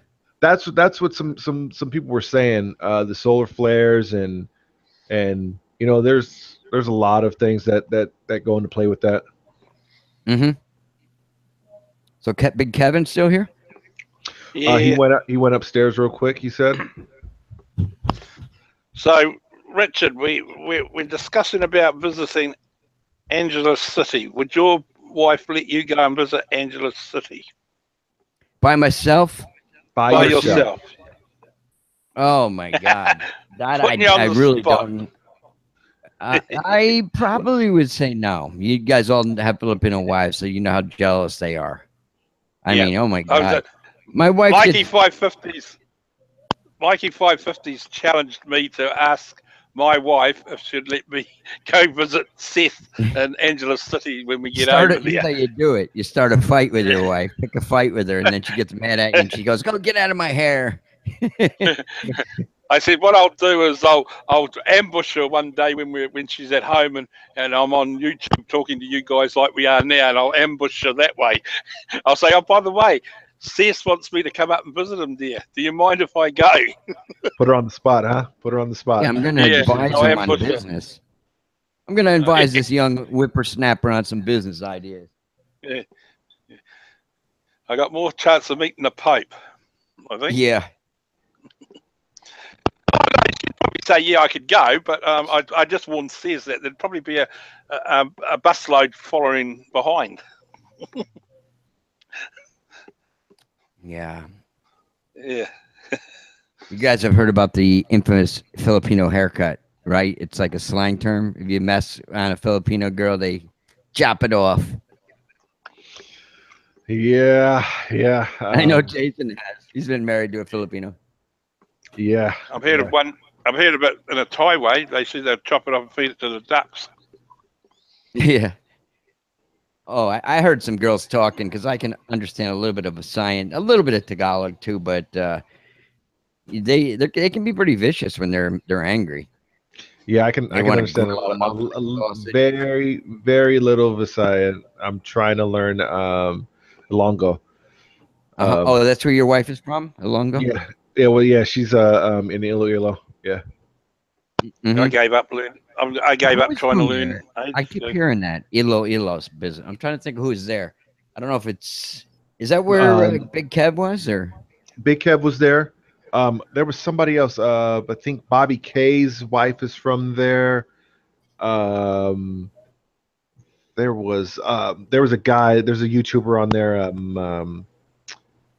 My Philippine Journey, I believe. My There's a lot of. motorcycle guy. The My Filipino Journey. Is it like an older motorcycle guy from Texas? Yeah. Yeah. Oh yeah. I used to watch him when I first came back from. Yeah, he's a character, that dude. I thought he gave up because of YouTube. He wasn't making any money. He posted a video not too long ago, man. Kind of touching on that.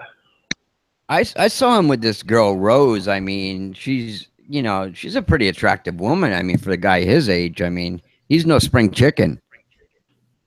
He must be up in his 70s, 80s, right? No, I didn't realize he was that old. He's in his. I don't think he's that old. I want to say he's in his 60s. Oh, really? Yeah, 60s. I don't think he's. So he's only a few years older than me. Yeah, I don't Wow. think. Yeah, I'm 57. but I could be. I could be wrong. I could be wrong. He could be mid to late 60s. Hey, where'd Mikey 550 go? Oh, he's still here, but he's not on the mic for some reason. Yeah, no. Mikey's in the chat. But yeah, there was somebody. Who else was in Iloilo? There was somebody else in Iloilo. Oh, the Armenian guy. I can't think of his last name, from Chicago. He was here and then didn't stay long. Jerry. Jerry was. He was in the chat for a little bit.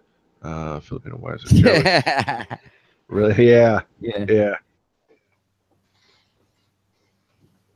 Yeah, my wife has some hot friends, let me tell you. Mikey says, Filipino wives jealous? Really? What gave you that idea?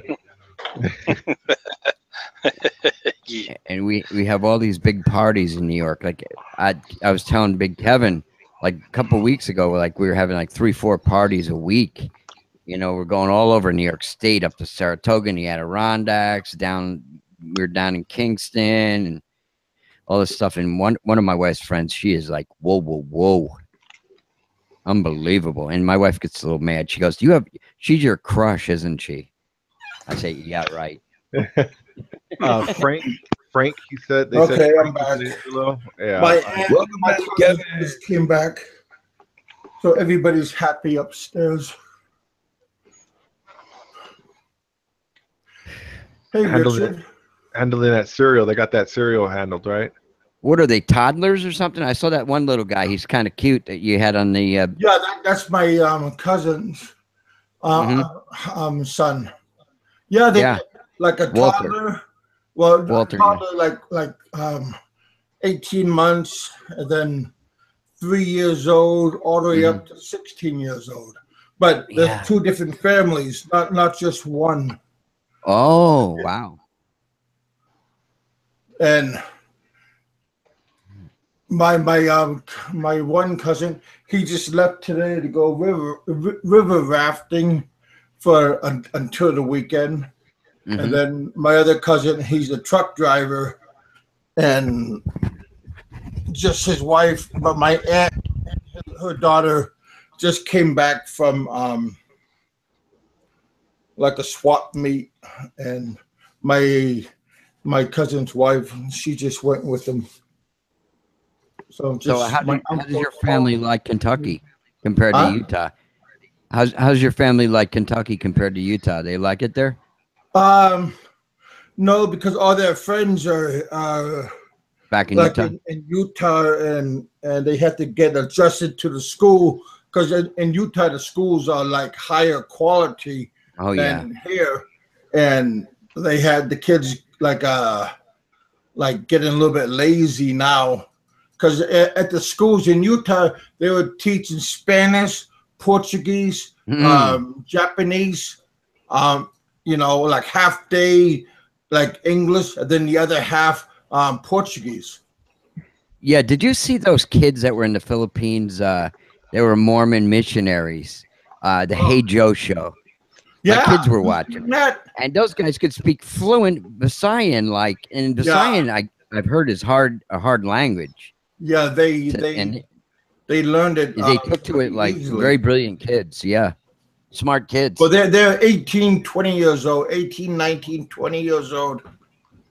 And then they go out on a mission for like 2 years, and then they come back and go into Yeah, I the see a real lot of world. Mormons in the Philippines. Yeah, Oh, I used to know a girl that was a Mormon, and she was a school teacher, and she lived in Manila. Came from a huge family. They all lived together, and the parents were really nice people and everything. When I was young, they used to tell me I look like Paul McCartney. I said, "Oh, I wish I had his bank account." Well, you probably do, buddy. You're just Not me, man. tight ass. Where's Roberto at? Albo called me a cheap cunt the other day in a room. I just laughed. Yeah, that doesn't bother me. Oh, Alligator skin. okay. Wow, that was and why? What did you do to make him angry? I don't know. Probably something previous to that. Maybe a day before or something. I don't know. Made it probably a rude remark to him or something. Oh, I bet I don't remember what it was. You know, just trying to be funny. Yeah. Gun term asked me. Roberto at? I haven't seen him, and I haven't seen him today. Huh. Gun term asked me a question. Do I have a place set up? It's not going to cost me a dime because she owns a house in Iloilo. Nice. Oh, that's cool. Yeah. So when she worked overseas, she worked hard and bought and built her own house. Amazing. So yeah, it's not my stay is not going to cost me anything. Excellent. A lot of those Filipinos got a work ethic like the old school Americans, you know, the old school, not the new ones, but the old timers, exactly. you know. We were just talking about that earlier when about the way the family nucleus and a lot of things were changed from the 50s, 60s, and hell, even the 70s. We started seeing a change. I would say probably in the 80s is when we start seeing some changes. Okay. Well, the I 80s don't- was a good time.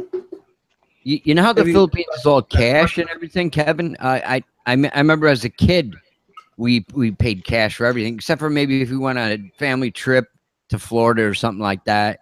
My dad would pay for that with his credit card, but pay it off. But credit card usage wasn't a big thing back in the it was still early 70s. Yeah, and it's really everybody uses them nowadays. Has 5, 6. My buddy here, he's a disabled veteran, and he told me he's got like $50,000 in debt on credit cards. I said, "You got to be kidding me, man!" Whoa. Yeah. Easy to abuse, Oh man. especially if you're not used to that kind of lifestyle using credit. Yeah. Yeah, when I was a young, foolish kid, I used to make good money, but I used to, love to hang out, blow money, drinking, hanging out, partying and stuff. And but I wasn't really into credit. I mean, I always had a pocket full of cash. Yeah, pissing money away, right, Kev? Yep. Having a good time. Especially if I come back from the mine and I like on that night, and then I go out with my buddies. Oh man, $100 easily. I could drink away for one night. Yeah. But me and my buddies. Oh yeah, I used to buy everybody rounds into bars and everything, man. Yeah, I'm not talking about the Philippines either. I'm talking about in America. Yeah. Oh. Yeah, you used to ring that bell. Oh yeah. Crazy time. Yeah, those were the good days. They went by way too fast. I know. Even though I think I slept most of those days. You wake up one morning, like 20 years has gone by, man. You say, "What happened here?" Yep. Wake up, hangover, go back to sleep, get up in the next night and go out. Yeah. Oh, Yamaha motorcycle. These guys are talking about motorcycles in the chat. Okay. I never got into motorcycles. I miss riding, man. As a kid, I had dirt bikes when I was like 14. 15, we used to trail ride and stuff like that, and the Adirondacks. It was fun. And but I remember when I was 16, I was down in Florida with my old man, and I wanted to get a Kawasaki. Back then they didn't have, I don't know if they had 1,000 cc's. This is 1976. I wanted to get this one. My cousin, not yet. 22 miles an hour. What's that, hon?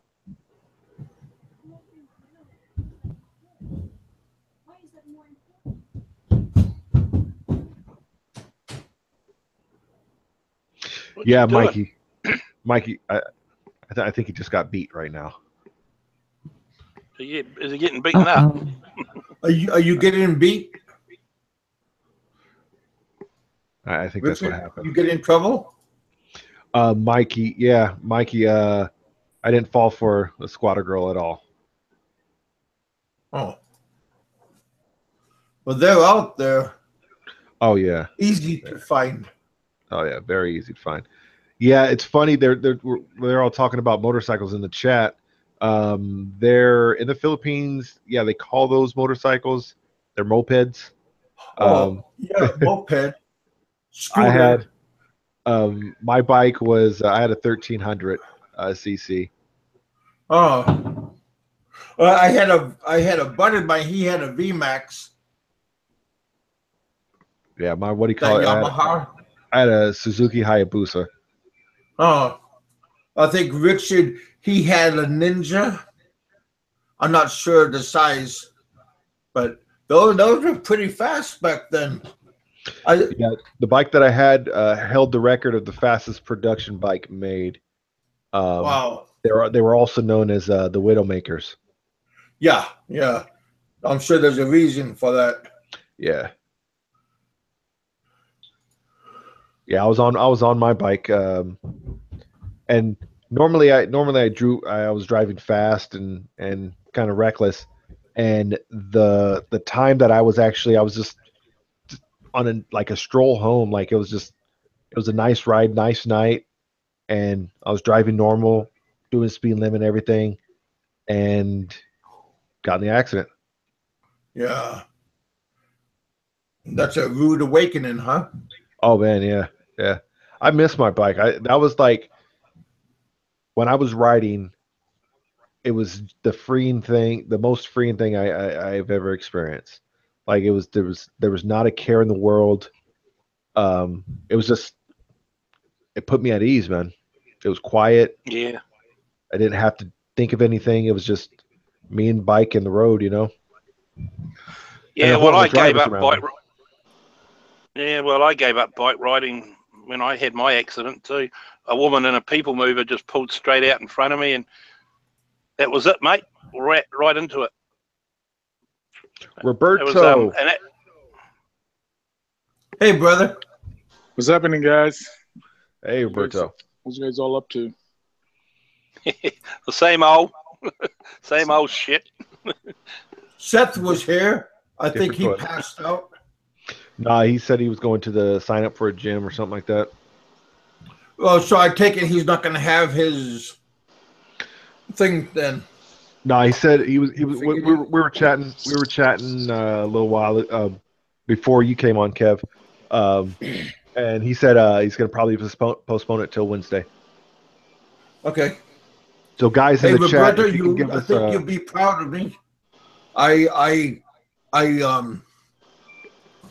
constantly apologize to Dave and Aloe on my show. I sincerely apologize up and down. So all of you guys that are listening, pass that on, that I legitimately telling David that I'm sorry that I misunderstood what he was saying. Yeah, okay. So all of it was actually a misunderstanding, and I think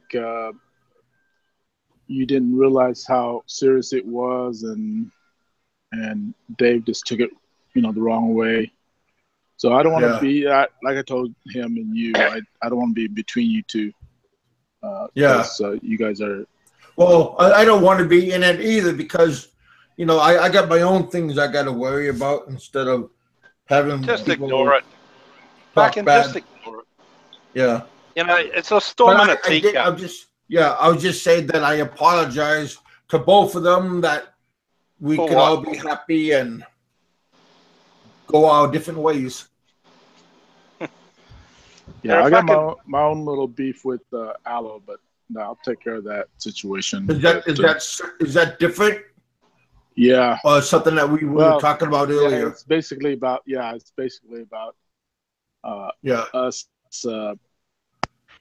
us going behind his back and not being what he is and what we wanted to be as a show.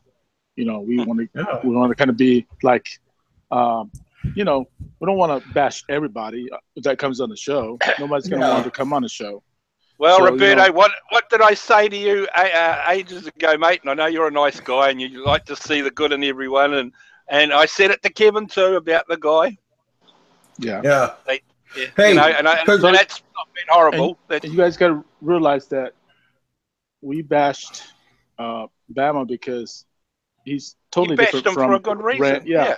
He's totally different from. You don't need to justify.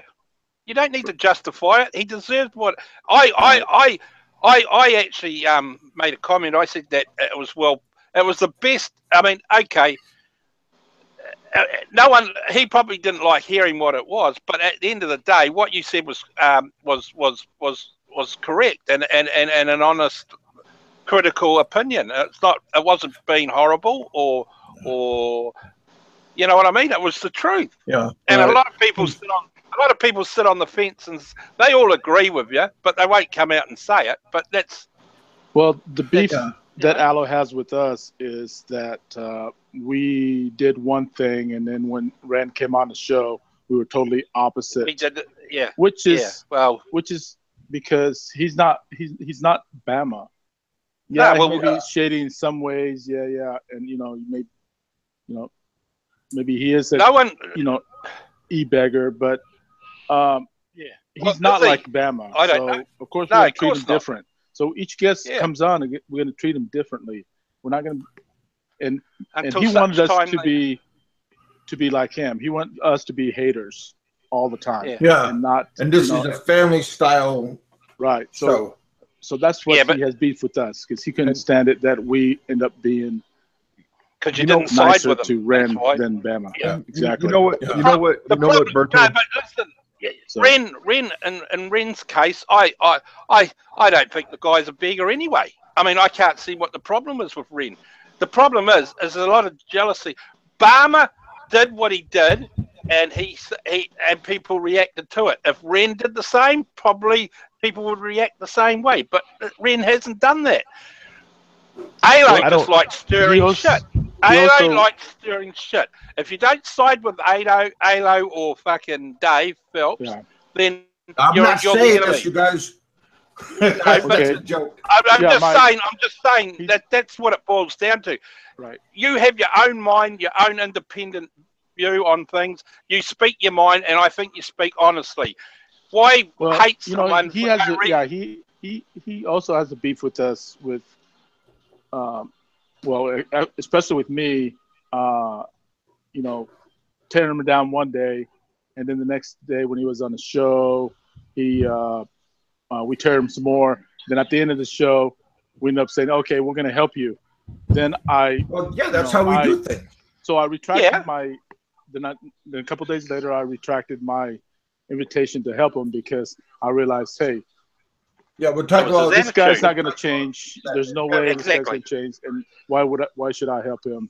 Because I know the type of person he is. What's wrong with that? That's what I'm trying to say. You criticise the guy, which is fine and rightly so. Don't get me wrong there. I agree with everything, and so does 99% of anyone that heard that conversation. Then you offer him some help, which is out of the kindness of your heart and whatever, to help the guy out after being constructive criticism. And if he turns around and has the attitude he's got, well then, why not? Why? What's wrong with withdrawing your help? Jimmy, wake up. That's what it boils down to. I mean, you offered the help. He turned around and stuck the finger up in the air. He stuck the finger up in the air and said to you, "Get fucked," sort of thing. I don't Well, need you. You're all fucking this and that. Then of course you'd take away your. Well, he said that to everybody. The whole Doesn't matter. See, this is like my big family. You're the treasurer. Mikey's is our musician. Roberto's is the sergeant of arms. So I mean, we this is all one big group. It's not really my channel. It's our channel. Well, I mean, Aloe's is Aloe. So we'll let him. I told Kevin earlier, I told him, I said, just let him let him open his mouth and let him be pissed at us because we tracted our invitation. Mikey 550. Roberto, I'm sorry to cut you off on that one. Oh, go ahead. He said we did beat up on Ren, and that's what I was going to say earlier. Me personally and everybody else, I don't think we let him off easy. No, I don't think we left him off easy. I think we were just nicer. Can I just ask him nicer questions? Not ask him nicer questions. Ask him questions on a nicer way instead of shouting at him or calling him names and things like that. We didn't beat him up that way. We did beat him up with the questions. I agree with you guys. But he could have left any time you wanted, but he stayed on for how many hours? Can I just ask what the beef is with Ren, if anything? I'm not quite sure what the issue is with him. The other people and other vlogs community, they think Ren's a e-beggar also, and he's he's a little shady character. That's their problem with him. Okay. It sounds like a bit of jealousy. I mean, at the end of the day, I can't find a video that he's ever asked for any kind of help. Yeah, that's. There was a couple of videos where I've seen them where he's had sponsors. He's met them. Right. And as far as I'm concerned, if someone wants to sponsor, it's a bit like me supporting Kevin. If you want to support someone, then I don't see what the problem is with that. It's totally up to the person. It's totally up to the person. And I listened to, actually Quantum Blue earlier today, or I listened to that, and and Aloe's coming on saying how he doesn't like people who gives money or uses YouTube FundMe accounts to help people in the Philippines. He thinks everybody's dirty that way. Then I was thinking, then he realized that they did the same thing a while back with the girl in the wheelchair. Then they put together money on YouTube asking for help for her. So he was part of that too. And so Aloe's kind of talking on both sides of his mouth. He'll say one thing, but I told him before. I said, if anybody else, even your best friends, Aloe, go against you, you're gonna definitely kill them too, because he turned on me because I wasn't on his side, and he called me names and all that kind of stuff. So I have no beef with him one-on-one, and he did apologize later on Hangouts to me, and he said it was wrong for calling me names, but. And I do. Well, he should apologize to you in front of everyone else. And I accept his apology, but I'm not gonna forget that he turned on me on a dime, especially a fellow Filipino. I can see him doing that to other white people, and he got to understand too that all these excuse me, I don't mean you guys I know. general, I know what you're saying. All the white expats community who kisses his ass behind his back, they talk about him. So he's thinking he's a hateful person. Yeah, and he may be half white too. Swedish or half white. So what? I mean, but he's Filipino first. That's where his mother's from, or whoever his side of the family is Filipino. So okay. When he turned on me, when he turned on me, then that's pretty much a stab in the back. Even though he called me names, I forgive him for that. But turn on me against another Filipino, especially in this white expat community bloggers that we have. That's definitely not right. So, well, there's something new you learn every day. Yeah, there's something new I learned every day. I see. I didn't even realise he was Filipino. I mean, to me, he was like a Nazi little fucking Hitler Youth type person. You know what I'm saying? I'll be honest. I'm surprised. Are you saying he's half Filipino? Well, then he should be acting a lot better than what he is. I didn't realise that one night. Well, yeah, that's an eye opener. That's something new. See, you're never too old to learn anything. You just hear his accent and you think, Christ. You know what I mean? Yeah. But anyway, it doesn't change. Doesn't change the fact that he turned on you for no. He's a nasty individual. I just don't understand it. The fact that he's Filipino, he shouldn't never be like that. You know, that side of the blood obviously doesn't run in his veins. Well, I told him that, especially one of his good buddies. I'm not mentioning no names. I told him if he ever, I said, I feel sorry for whoever, his best friend I'm talking about, he turns on you. He goes, why? Because you'll eat them, just like the lions eat their young. He'll turn around and do stuff behind his back. He doesn't matter what type of friends he has, close friends, his next of kin. If you turn on him, if you don't do if you're not on his side, you're his enemy. Yeah, exactly. If you don't act like him, if you don't hate like he does, he hates. So he loves to hate people. And that's weird too. He has a dark heart. You know what I mean? And he'll turn on you on a dime. And I don't care if he can come on the show and talk to me about that if he wants to. I'm not afraid of him. And I told Dave, I said, man, I got pretty good hands myself. And if he wants to go bolo with bolo knife with bolo knife, I'll go with bolo knife with bolo knife. If he wants to go with guns with guns, well, big American I'll go bolo. guns with guns. If we want to go fist to fist, I'll go fist to fist. So, Aloe, you don't scare me. Yeah. But I did apologize out loud where everybody could hear me, and I apologize to Dave. So I hope David's gonna bury the hatchet. Yeah, and that's what I wanted to do. I wanted you guys to bury the hatchet. I didn't want the expat community to start hating each other. We already got people out there that we already hate individually. But as vloggers, you guys should keep the peace. Yep. And not, because we're here we're supposed to be here to let other people out there that who are not familiar with the Philippines to know what the Philippines is like. And if we keep bickering with each other, and especially like Aloe hating everybody, then people's not going to watch us. Yeah, well, they're going to watch it because they want it. They want the drama, but they're not.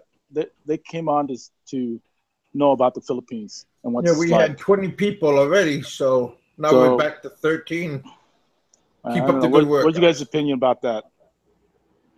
I appreciate anybody that stuck up for me. Yeah, well, I was surprised that he turned on Kevin. I couldn't figure out why he turned on Kevin, but I mean, at the end of the day, I mean, it sums the guy up as far as I'm concerned. I'm very disappointed that I find out he's got Filipino blood in him, though. That shocked me. But oh well, it still doesn't change my view. I feel that he's not a very nice person, and the fact that he's Filipino is very disappointing. Because I think Filipino people are nice people, and I have to admit I've never really met someone with so much hate. Well, I can't. I mean, honestly, his accent, it's like it fools me. It must elude a lot of people who wouldn't realise he's Filipino. But I mean, he's like I can't describe it. It's like a Nazi, hateful. Like I know he's meant to be Swiss or something, but he reminds me of those like Hitler Youth. You know what I mean? The nasty people they were. I started on this YouTube deal to monitor, like I told everybody, Yeah. I came here to monitor the expats, you know, to see, you know, how they treat the Filipino people in the Philippines itself. So, you know, That's the way it should be. you know, and that's what I wanted to be. But now I got caught up with this deal with this Gun term, you know, just vlog why community. you can't be friends with trolls. So, who said that? Gun. What did he say? He says that's why you can't be friends with trolls. Yeah, but we all started as trolls. If you Not don't me. have a YouTube, you know, vlog, you're not out there showing people about the Philippines and stuff, then and you come on as a, you know, just on a live chat, or you know, you can make comments on their videos. You're a troll. We're all trolls until we become an actual YouTuber blogger. So I got today in the mail. I got my YouTube logo. I'm almost a cheerleader, and on my I got a YouTube sign on my tablet. So I'm happy.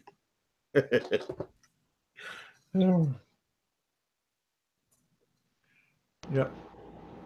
You know, that's the thing. It's just like,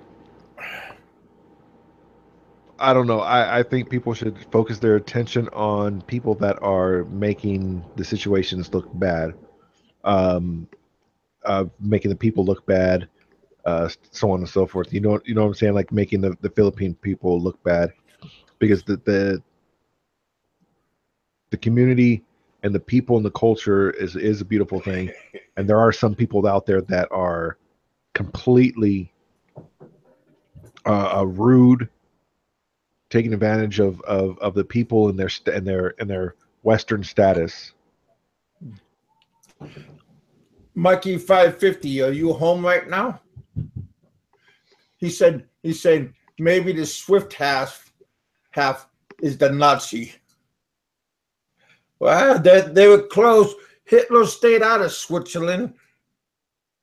The terrain was too hard to go over, so they did that.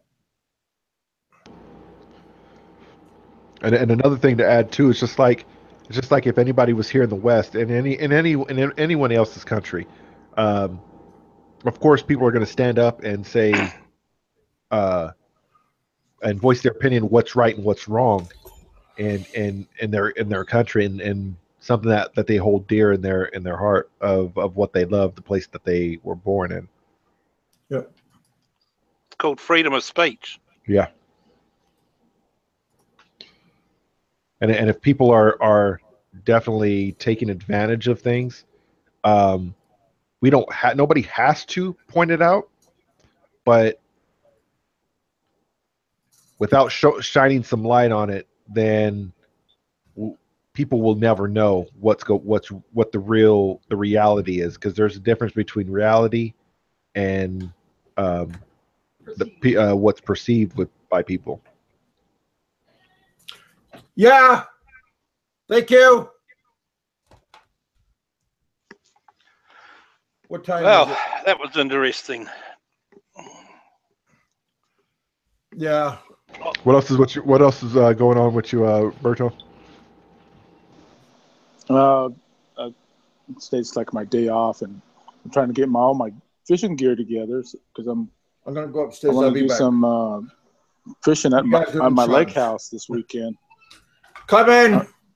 Or this coming weekend.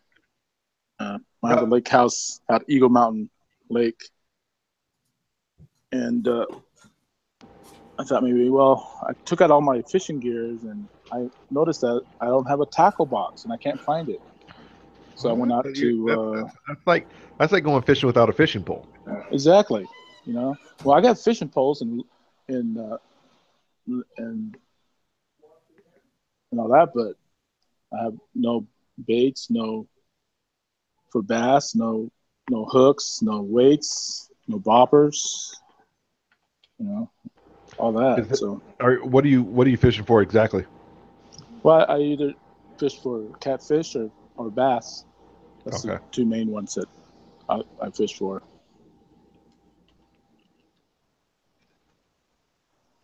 Yeah, Mikey's also a fisher. Mikey 550 is a fisher.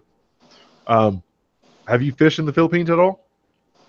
Who, me? No, I want. That's what I was saying. I also was thinking about building myself a boat. I know this is one story I forgot to tell you guys when we were talking with Ren about boating. I did have a cousin about 2-3 years ago. No, maybe longer than that. It's probably almost been 5 years ago. Well, he did everything. He retired early. He was like in his 50s. He sold everything in Florida, moved to the Philippines. The first thing he did was he built himself a piggery, a 20 South piggery, and then the same year he built himself a 25-man boat, a bunker boat, and he wanted to do fishing and stuff like that commercially, or not well commercially, but yeah, whatever, with locals. And he ended up having to give up his boat to our cousin from the mother's side, our mother's first cousin. So because he was a captain of like 5 or 6 fishing boats in the area, and he told my cousin's husband, the American, he said you can't be a captain, or you can't come into our area and started putting up a boat without getting permission from the locals. Man. And I think that's what Ren was talking about. He having to talk to the harbor master, talk to the boat owners, also boat captains, because you can't just claim, even though the waters for it's open for everybody, you still can't come in and claim. Yeah, take claim to area. Yeah, to an area. So now I wonder because with the fishing, like the fishing, like if you're trying to do it in commercial wise, I wonder what the regulations there are. Like here, here in the States, like there's different tax stamps that you have to get, and you can only do so much poundage, stuff like that. I wonder what's the difference between the two places.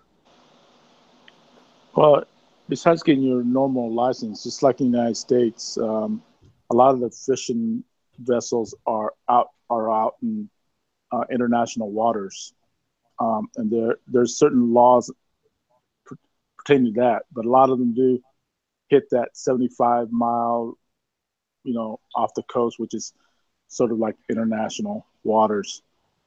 So you just have to have a normal, fishing license, and you have to be Coast Guard approved, and of course they have to follow, international and local regulations too. So I just wonder how regulated it is, like because here we have like the fishing game is, and right. and Coast Guard they'll be on it. Right. But some other places they have overfishing, and other countries they like some people overfish, and that's a huge problem, especially in I want to say in the Southeast Asia area, because they have a lot of problem with overfishing. I know the Coast Guard in the Philippines has laws with commercial fishing, just like everybody else, but especially around I guess locally you can get away with it, but once you get into the international waters, like around China Sea or whatever, I'm sure Coast Guards will keep that regulated pretty close, just like China would for their waters. Where exactly is that one area in where they were having problems with China pushing in, or Japan or somebody. Oh, you That mean area. the islands off Palawan, those man-made islands that China got into? What coral area was that? If somebody can remember the name of it. Yeah, if anybody in the chat knows about that, what area that is. I'm not politically. I don't like to follow politics too much, so I'm not aware of that. I mean, I hear it all the time in the news, and I don't know what has been the result of that, because it's been a while now. So I wonder what they've. Has. Yeah, so I wonder what they've conclusion to it. I just wonder how it affects the economy of the fishers, of the fishermen.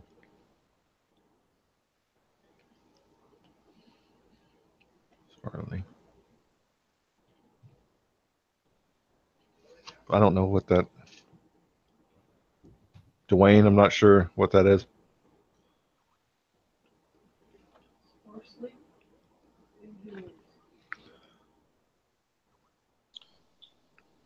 But yeah, I wouldn't mind building myself a 10-man bunker boat and just go fishing, just for personal use. I don't want to lease it to anybody else, but I'd like to just go out there and do some fishing because I love to fish.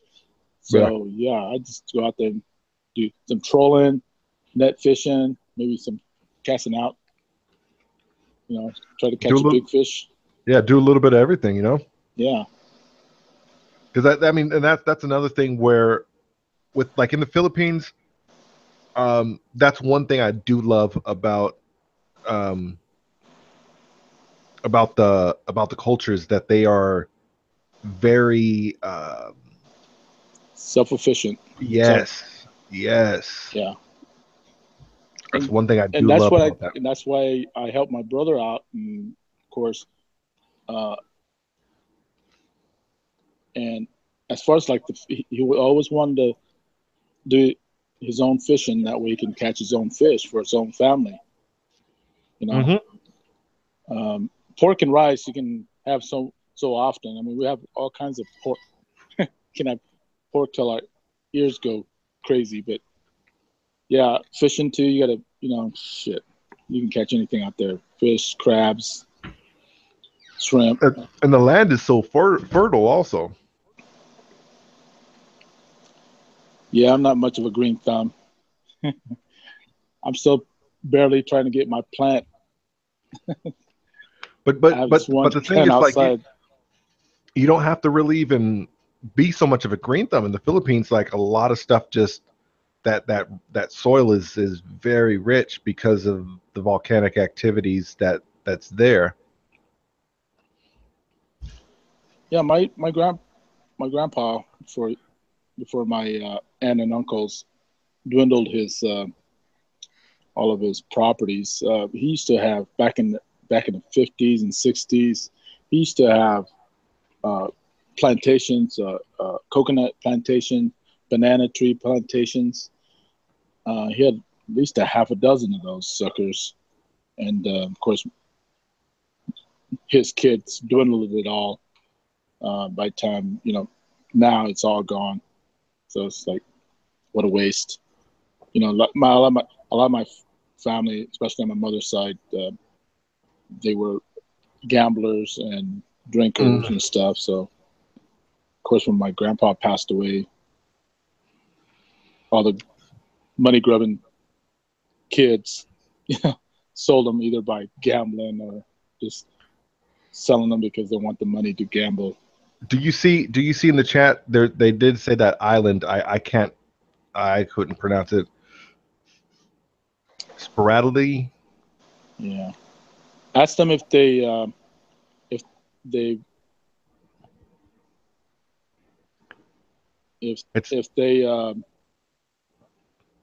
concluded that situation out there, or is it still going?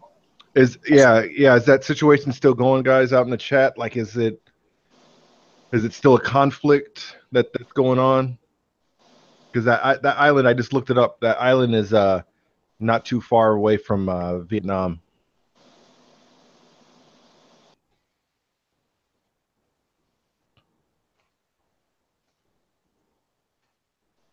Yeah, it's also those little islands outside of Palawan. Spratly Yeah. Islands. Dwayne was saying it's a long-term issue. Yeah. Man, it's been so long since I've been out of the Coast Guard. I should, and when I turn 60, I'm going to join the Coast Guard Auxiliary. So I better start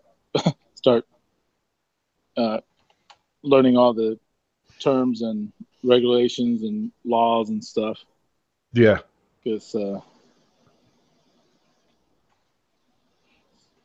I mean, knowledge, man. It's one thing that, you know, we can pass on money, we can pass on land, but one of the most important things that we can pass on is knowledge. And with that, with the abilities of that, like you can buy the land, make the money with knowledge. If people stay ignorant to the facts and they don't learn, then they're not going to have the money. They're not going to have the land. They're not going to have the wealth that they can pass on to others, especially in their family.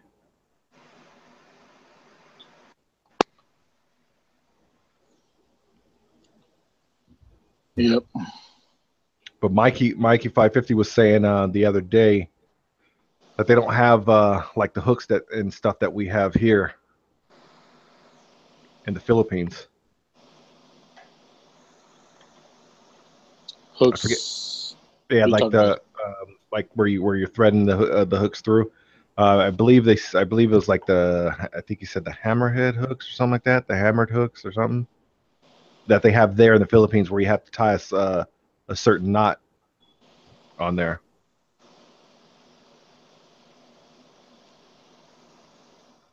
But that's a lot of there's not a like a Bass Pro Shop type of thing in the Philippines, really.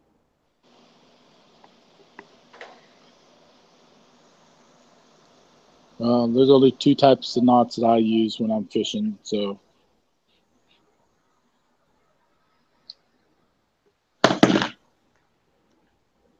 Mike, you still where you just fall asleep, man? No, I'm listening to you guys. I'm just doing some internet shit. I'm going to have to get ready and go to work too. I just did some maintenance on my store. Unlike you boys, I have to work for a living, you know. Hey, I still work, man. I still work. I'm not those guys. I'm not that guy. Oh no, I'm just teasing you. Nah, I've got to get ready to. Well, it's been nice chatting to you all. Yeah, Mike. Keep up the good work, boys, and don't let them get you down. I just, you know, as far as that other person goes, I'm very shocked that I still can't get over what old Roberto said. But yeah. Oh well. It doesn't really it's eventually gonna go away. Yeah, I know, mate. It's take time. Well, I'm just sorry because you know you're in the same boat as him in the respect of you know, you're half Filipino, half American, and he's half. And it's just like, you know, where's the loyalty? There's no bloody, you know, there's no fellow countryman or anything shit like that. You know, it's just unbelievable. Oh well. You know, now that's the main thing. You learn. Everyone learns from their mistakes and life or lessons. You can only take people on faith until they disappoint you, I suppose. I just hope bloody Kevin appreciates us doing what we're doing, and hopefully he'll get motivated with the help of you guys too. Yeah, man. Like me, I'm a stand-up dude. I'm not gonna sit there and double talk people. I'm gonna say it straight up to people. Yeah, that's the best way. I mean, no one likes hearing bad news but the truth's the truth. I mean, it doesn't matter how bad it is or whatever. Sooner or later you respect it. You know, people don't like hearing it. I mean, I'm sure there's a lot of people that don't like hearing what I have to say. But at the end of the day, you say what you say, and you've got to stand by what you say, and take it Right or on. wrong. But Right or wrong. Yeah, right or wrong. And hey, like I said before, I'm not right all the time. I'd like to think I am, but hey, Don't we all? Don't we all? Yeah, well, that's it. People, I respect people to say, hey, listen, you pull your head and you don't know what you're talking about. Oh, why is that? And then if it's explained, and then hey, it's I either take it or but I'm not gonna have the attitude, oh, get fucked, I'm right, and blah blah, make big videos about it. I mean, like I say, asking for money isn't an issue. I mean, it's to me what the money's for. I mean, in the case of Kevin, we know what the money's for, and we know the situation, and that's probably as close as bona fide that you're going to get. I mean, once again, I revert back to Mr. Obama, but his attitude, it's not that he's asking for the money, it's his attitude. It's like it's like, oh, I want a TV and I want this, but he's not showing any, how would I say, he's still got money for cigarettes and boozing up, and it's just the general demeanour. And the fact that he's done this before too makes a big difference. Some guy paid for his airfare to go back to the States, and in all honesty, he turned around, got that money, and just spent it on nightclubs and bullshit, And I'd love to know who the guy was, and the guy may be embarrassed. He may even still listen to these channels. I don't know. But Mike, what do you call it? Was one of them, man? Hey, Mr. Porter. Oh, okay. Yeah. Oh, well, I don't know that man. No, the guy that was on earlier. You were saying is Jeff. Was it him? Yeah, he said he was one of them that sent him some money. Fucking hell. Oh, okay. Oh, no, I didn't realise that. Well, there you go. You see, fuck. At the end of the day, he didn't. Obama did. I mean, even though we know he physically couldn't pay them back, he didn't make the attempt, or there was no. How would I put it? No remorse, or, oh, look, I'm sorry, I'm a fucking idiot. I spent your money, I misled you, or whatever. Look, I can't really pay you back, but I can do something, I can promote your channel or do something, but nah, nothing. It's like, forget it. Forget about it, move on. That's what his attitude is. Now I want a motorbike and a water cooler and a TV and a bed for my new house. My new yeah, you know what I mean? That's what I don't. I actually Patreon to another guy, and he had a bit of a bad rep through someone else actually, but I believe that guy, and he and that's that, but yeah. So it's only him and Kevin that I really support. I mean, I'm not a wealthy person anyway, but I just believe in the cause, Yeah, I'm not rich by any means, man. I'm not rich by any means. And I appreciate what you guys have done too.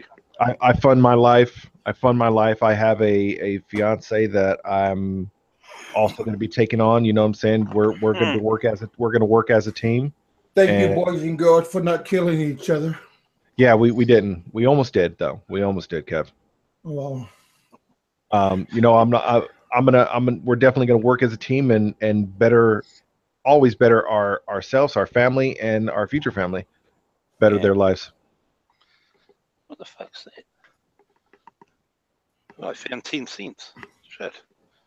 I'm in luck. There must be something good going to happen to me. I just found 10 cents on the floor. There you go. There you go. I went straight into my pocket.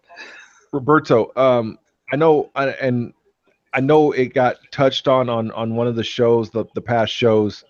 What was your reasoning for taking back that extension? Well, I thought about it after the show really hard, and then he came out. I think it was the same day or the next day. He came out with a video with him talking about him and his buddy, the Burger King guy, and just his attitude towards that, like, I go, no, I go, everybody's right. I shouldn't fund this guy because he's definitely not right. I mean, not fund him, but I was going to just help him make money. I wasn't going to give him money. That's the difference. I was going to help him by giving him, or not giving him, by capitalizing for him, and then he would go and work and get that money. Yeah. Trying to set him up to where he can be self-sufficient. Right. Then I thought about it, and I thought, no, I'm just going to fall into the same trap everybody, is with his begging. So I decided not to. Okay. I mean, I think that's fair enough. I mean, I extended an offer. The offer's there. And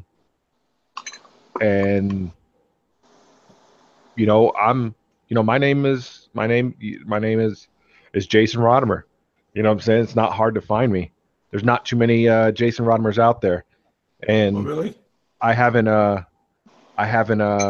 received anything. Received any hey, what do I do? Nothing. Well, because, just like everybody knows already, he doesn't have no inclined to do any type of work. Whether it's behind the computer or physical, he has no ambition. That's what I was going to say. No, he has no ambition in life to work. So that made me realize, hey, I should retract my invitation to that. And I don't think according to Aloe, I did a voodoo thing.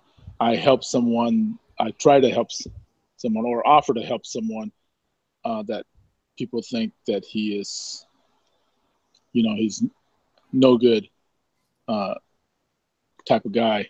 Which is sometimes, in life, you do have to help people who can't help themselves or don't want to help themselves. But saying that, Roberto, Mikey 550 just said, he has no problem helping somebody who's wanting to help themselves. And then Randall goes on and says, if he gave Barry a job, he'll and a way to make money, he'll find an excuse not to do it. See, gun term. And I realized that afterwards. So.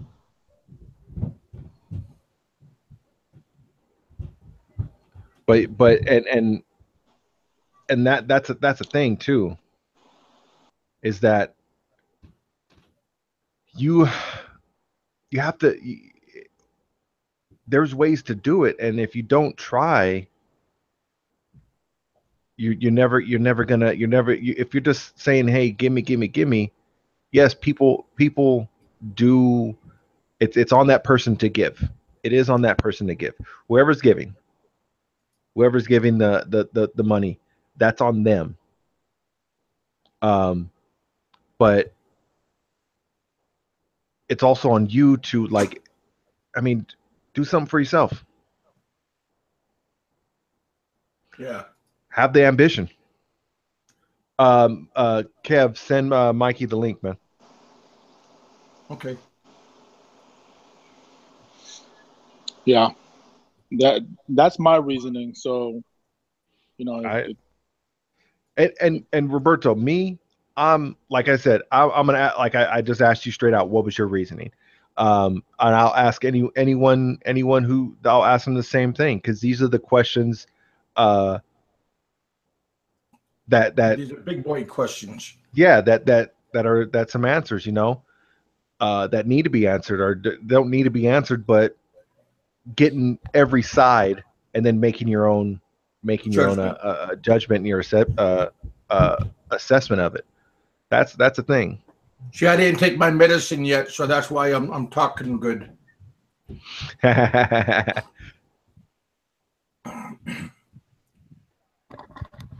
Yeah, I'm looking for the 16-ounce version of my medicine right now. Oh, Mikey, Daniel, welcome, Daniel. Mikey, welcome, sir. Good evening. Good evening. I What do you just got had to to add? jump on when you're talking about Barry. What do you got to add on, Mikey? You know, I was the other day when Mr. Porter was on, and he was talking to us, and I'd never really noticed him anywhere before, but he was telling us how that privately he communicates with Barry, and that he was sending him $20 at a pop, Mm-hmm. and it really got me thinking. How do we know Barry doesn't have 10 or 20 or 50 guys sending him 10 or 20 bucks at a time? I think he does. He sure looks like he's not hurting as bad as he says he is for money. We see him out at restaurants. We see him in bars a lot. I think he's got more money coming in than we know. So he's a smooth operator. Could be. Oh, definitely. I'll bet you anything you meet Bama, because I've already talked to a couple people that have, and they've told me if you just sit down and at the restaurant with him and the girlfriend and you have dinner with them, they said you can't help liking the guy. So, you know, personally that way, he might be very likable, but that doesn't mean he's not a grifter.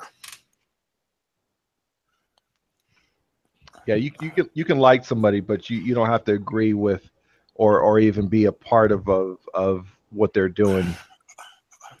I mean, there's a difference.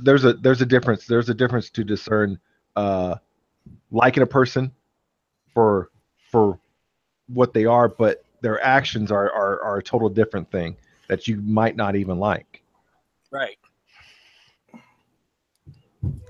Yeah, for all we know, he might have a few $100 a month coming in from people like Mr. Porter. We don't know.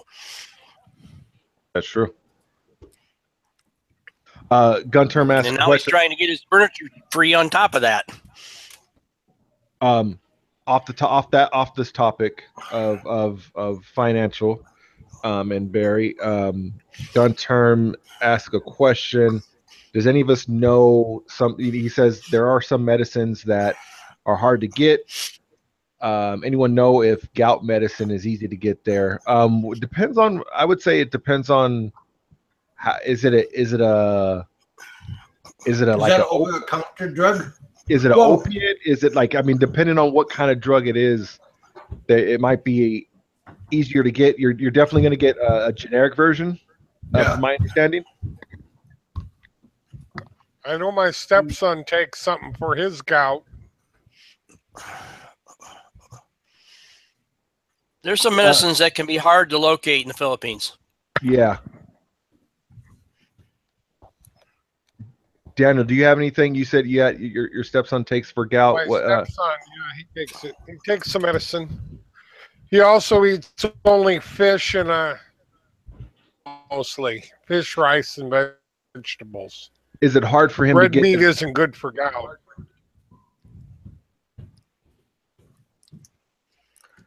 Go ahead. Is it hard for him to get that medicine? No, I don't think so. Gun Term, I hope that answers you. He works as a driver, and he buys and sells motorcycles and cars. Yeah. And he seems to have enough money to get his own damn medicine. At 18, I wasn't supporting him. And he's done pretty good. He loves you for that, I bet. He seems to, for some reason. That's cool. Yeah, he always wants to hold my arm when I go down the stairs in a mall. So don't worry about it, dude. Yeah, you don't slip and fall. Yeah, that's a good one. I mean, that's one thing that's beautiful about the Philippine culture is that they will take care of you like that. Let's step back and get back onto that our favorite topic of the year, of the week, of the month. being Barry. Mikey, did you have more to add on to that? I guess the only thing I got to say about him at the moment is he really needs to develop a sense of humor. You know, I told several people online that I was taking my channel down at the end of July, which I was, my channel with all my music videos. But the other day, Barry came on with a video of his and basically threatened me. And so for that, I decided I anymore. I've got 2 more videos in the can. I've decided I'm not going to post them at this time, but I'm also not taking my channel down. Well, because he might think he caused it. Okay. I wouldn't want him to have the satisfaction of thinking that he caused it. Yeah. And I don't want to give him the points. And Jim S just said he's met a lot of people like Barry in his lifetime. Mooch, no drive, always looking for handout. And you know one thing is that there's a type of person, I've seen it in my life. There's a type of person, we come along them in life. Sometimes you don't, sometimes you do, but there's a lot of people that are like that will manipulate a situation and just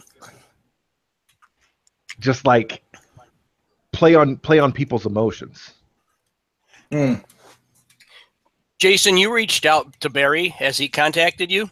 No, he has not. You offered help? He has not. I think that says it all. I'm not hard to find. And one thing he did, he kind of responded on his last video. I watched it in its entirety. He responded he was saying, how is he going to make money online without a laptop? He doesn't have one.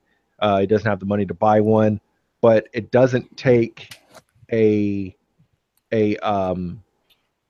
laptop to post a link if you're doing affiliate programs, stuff like that. You have a cell phone. You have Facebook. You can type in on Facebook, and how hard is that? I mean, you can still do the same thing with your phone, because phones are basically little laptops, anyways. Well, didn't you say that you could post the link to the affiliates, like if you have a YouTube video here where you can put stuff in there? Yeah, you can post it on anything. So if Instagram, he's posted links, okay, well, he's posted links on his videos before. Yes. Why couldn't he post the links that you? And it's not just my so obviously he's doing it with a phone.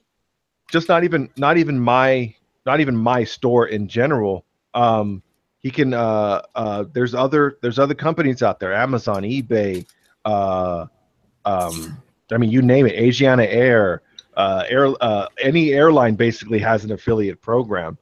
They're out there, you know. And hey, there's internet cafes. There's also internet cafes. I don't know what the going rate, what you pay for in the internet cafes, per minute, per hour. I don't know, but I'm pretty sure it's not that much. 7 pesos an hour. There you That's go. the average. Yeah. There you go. That's got in AC. It's like 50. Wow. Oh. Well, they have like fiber internet High out there speed, too. yeah. Yeah, they have that really awesome internet. Yeah, what I'm talking about is out of the province. You know what time it is? It's about that time to final thoughts. Is that what you're saying? Yeah, because I was only supposed to be on until like 7, and I thought Seth was I was gonna hand him the baton, and then he was gonna take over. But the way things work, we could almost do this every day, but we got to have like different topics. I don't really want to dwell on, the same sad story about different people. And I don't want to talk about me either. So, but I'll let, like, if you guys want to, like, oh, hey, Mikey, are we still gonna do what? Well, I don't know what we're gonna do.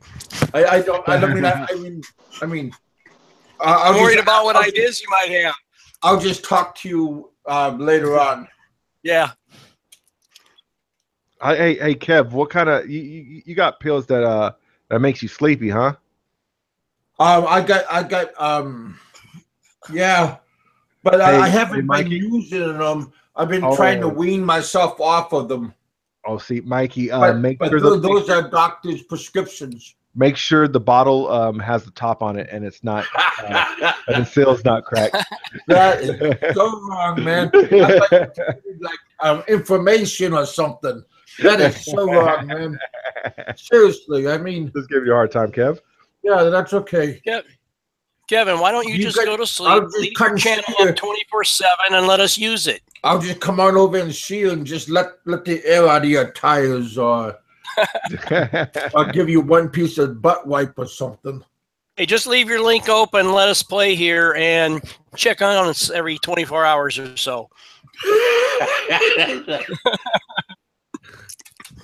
No, that would be something. That would be something to do a 24-hour stream. Maybe I'll have to do that if you have enough people. But I mean, it's going to fluctuate throughout the day, up and down. But I mean, that would be something. That would be definitely something. I mean, we get 18, 19 people on right now. Now we got 18. Yeah, like I said, I didn't want to be on so long because I thought maybe Boba, he usually likes to have his show at nighttime. I don't want to step on nobody's toes, so I want to give everybody, the same opportunity, and then have views and stuff. Fred W wants to know. Fred wants to know more about the online businesses. I have some more videos coming on. Send money to Kevin, and then I'll pass you the link. Okay. I got some videos coming up. And you can always send me a message, Fred. And then I'm also gonna have Jason. Work it, buddy. Work it, damn it. You can look me up, Jason Rodimer. Should be the only one that's on there. Just type it down for him. Maybe he can't see it right now. Just type it. Tell him your email. What is your Facebook? God, I'm having brain farts already now. Yeah, that's you can look me up that way. But yeah, you can message me anytime. Like I said, I don't charge a dime, man. I don't charge a dime for it.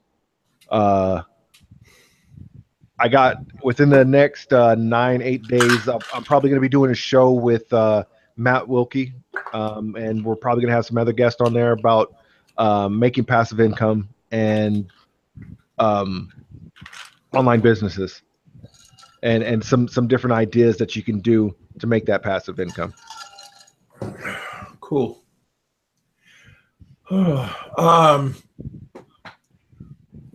Yeah. Does anybody have any last words? Roberto?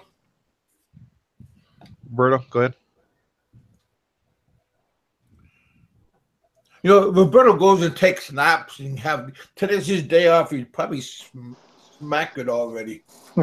No. I'm sorry. But I think we've already cleared there, and I think we should just leave it at that. I did clear. Make no mention of anyone on any other channels. Yeah. And so we'll just keep the peace and let us do what we do best. I mean, if you want to hammer our guests, then we'll hammer our guests. If you want to be nice to our guests, we'll be nice to our guests. Yeah. I mean, we are what we are. We're not all haters. Yeah, but see, So- you guys, my guests could come and go as they please. I mean, we got Right. no ball and chain. You got a forcing good format, anybody to- Kevin. You got a good format. You let people come on your show.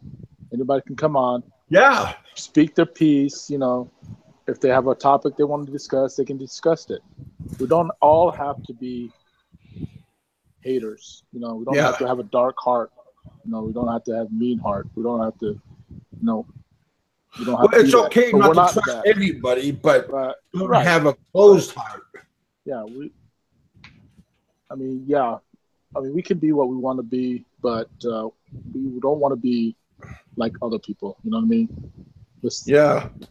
That's all I have. Once in We'll a see, while, guys. I'll take the steak out and then let it go for a little while, and then put the steak back in. But at least I'm generous. Fred, that's my email, jason.rodimer@gmail.com. You can reach me there anytime. You can Good reach me man. on Google Hangouts. Well, You can look me up on Facebook. I have no problem. Like anybody that seriously wants some ideas, some ways to do that, man, look me up. Like I said, it's I gotta save all, that too. all it does. All you need to do is to put some time in. It's not gonna. You're not going to. You don't gotta be a rocket scientist to do this. You don't have to be a rocket scientist. You're not going to turn on a computer and money's going to start falling out. It's going to take time. But we're online all the time. You're online all the time. You're always on Facebook, so on and so forth. Man, you know, you use your time wisely.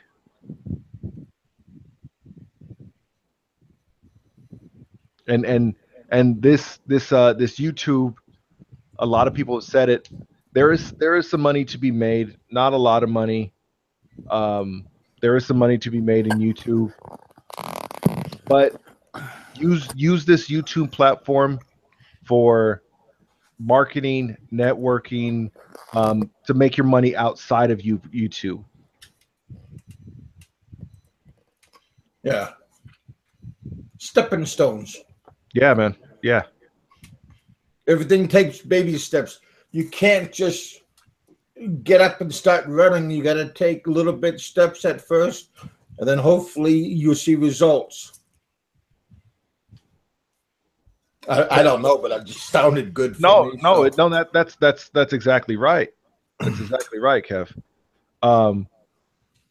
You know, you're gonna make something. I mean, it might not be much, but every little bit is gonna count. What is Mike, Grim saying? Mike, you got anything to add on that? No, you said it all.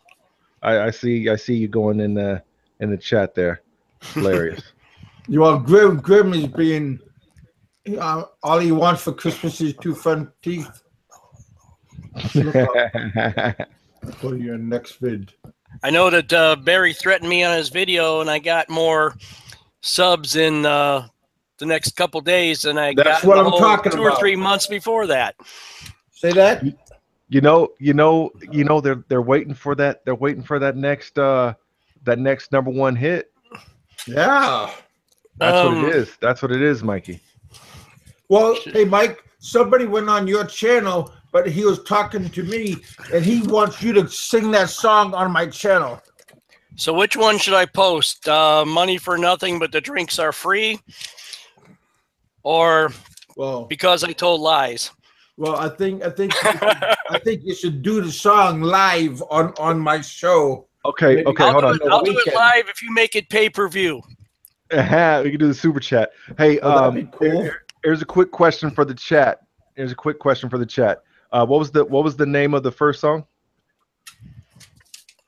Money for nothing, but the drinks are free. That was type in #1 if you want that one. And what was the other song? Number 2 was Because I Told Lies, to the tune of Because I Got High. by Afro Men. Oh my god! Oh my god! So It gotta be on the week. I gotta admit, number 2 is kind of goes pretty far over the line. oh, Yeah. I think they might. I think you just said that they might type number 2. Yeah, you'll be getting hits all day long. Do that on Facebook too, because you can't get on trouble on Facebook. I'm just fucking with you, buddy. I'm not really for everybody, okay? I'm just trying to amuse these guys. Yeah, that's chat. I'm talking to Barry. Fred, I got that friend request. I accepted it, man. Number 1, Roberto's saying. Randall says post them both. We got a lot of 2s. We got some 1s here and there. I think 2 is beating out number 1 so far, Mikey. Yeah, I see that. Well, actually, until I made these videos about Barry, I was actually, like I told several people, I was going to shut my channel down, and because I wanted to just kind of get away from the expat drama stuff, and then Barry had to come back and start doing stupid stuff, and he gave me inspiration. So I got to blame it on him. Blame it on the alcohol. There you go. Man, I don't even drink anymore. No problem, Fred. And anybody else, man. I don't hide behind anything. You know what I'm saying? Anybody can reach me. Anybody can reach me. And yeah, you can leave a message on my channel. Yeah, I'm always looking at things, man. And while we were doing this show, I was doing a little bit of work on my online store. If you guys want to check that out, gna-online.com is the website. Just write it out. It won't let me post. You know what? I don't know if it'll let me post the. Oh, if I was typing actually in the box there. Yeah. I'm an equal opportunist. I try to help everybody out.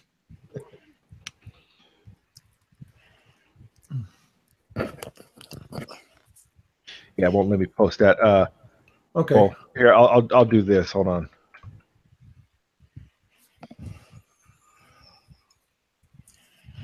And with that GNA online, that just like that, just how it's written, and just put the .com on the back. Like I said, I have an affiliate program there. And it's right if you scroll right down at the bottom, there's a link that will take you right to sign up for the affiliate program. Yes, Roberto, we're done. I just was.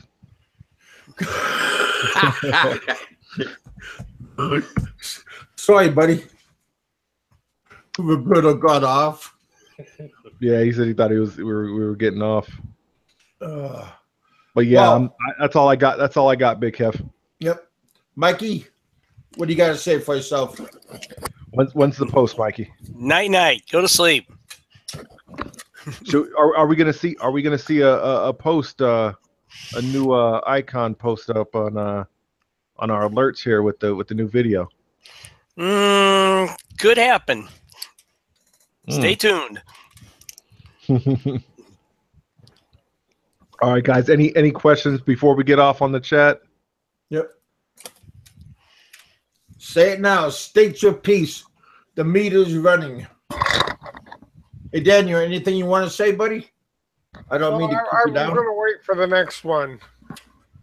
Have you been eat? Did you eat earlier, or what were you doing? I was talking to my wife earlier, and then I didn't know you were on, so I suddenly discovered you were on. That's why I came back. Well, I appreciate it, buddy. Yeah, Chris and Shaboos is going on live right now. So yeah, I like to give everybody an opportunity. So we'll get off and let our viewers go see Chris and Shabu. He's a good guy. He's Yeah, I like his videos. yeah. He gets good videos. He's a good guy, and tell him Kevin sent you. All right, Kevin, we're going to bail and go see what Chris is up to. All right, Chris is Kev. promoting.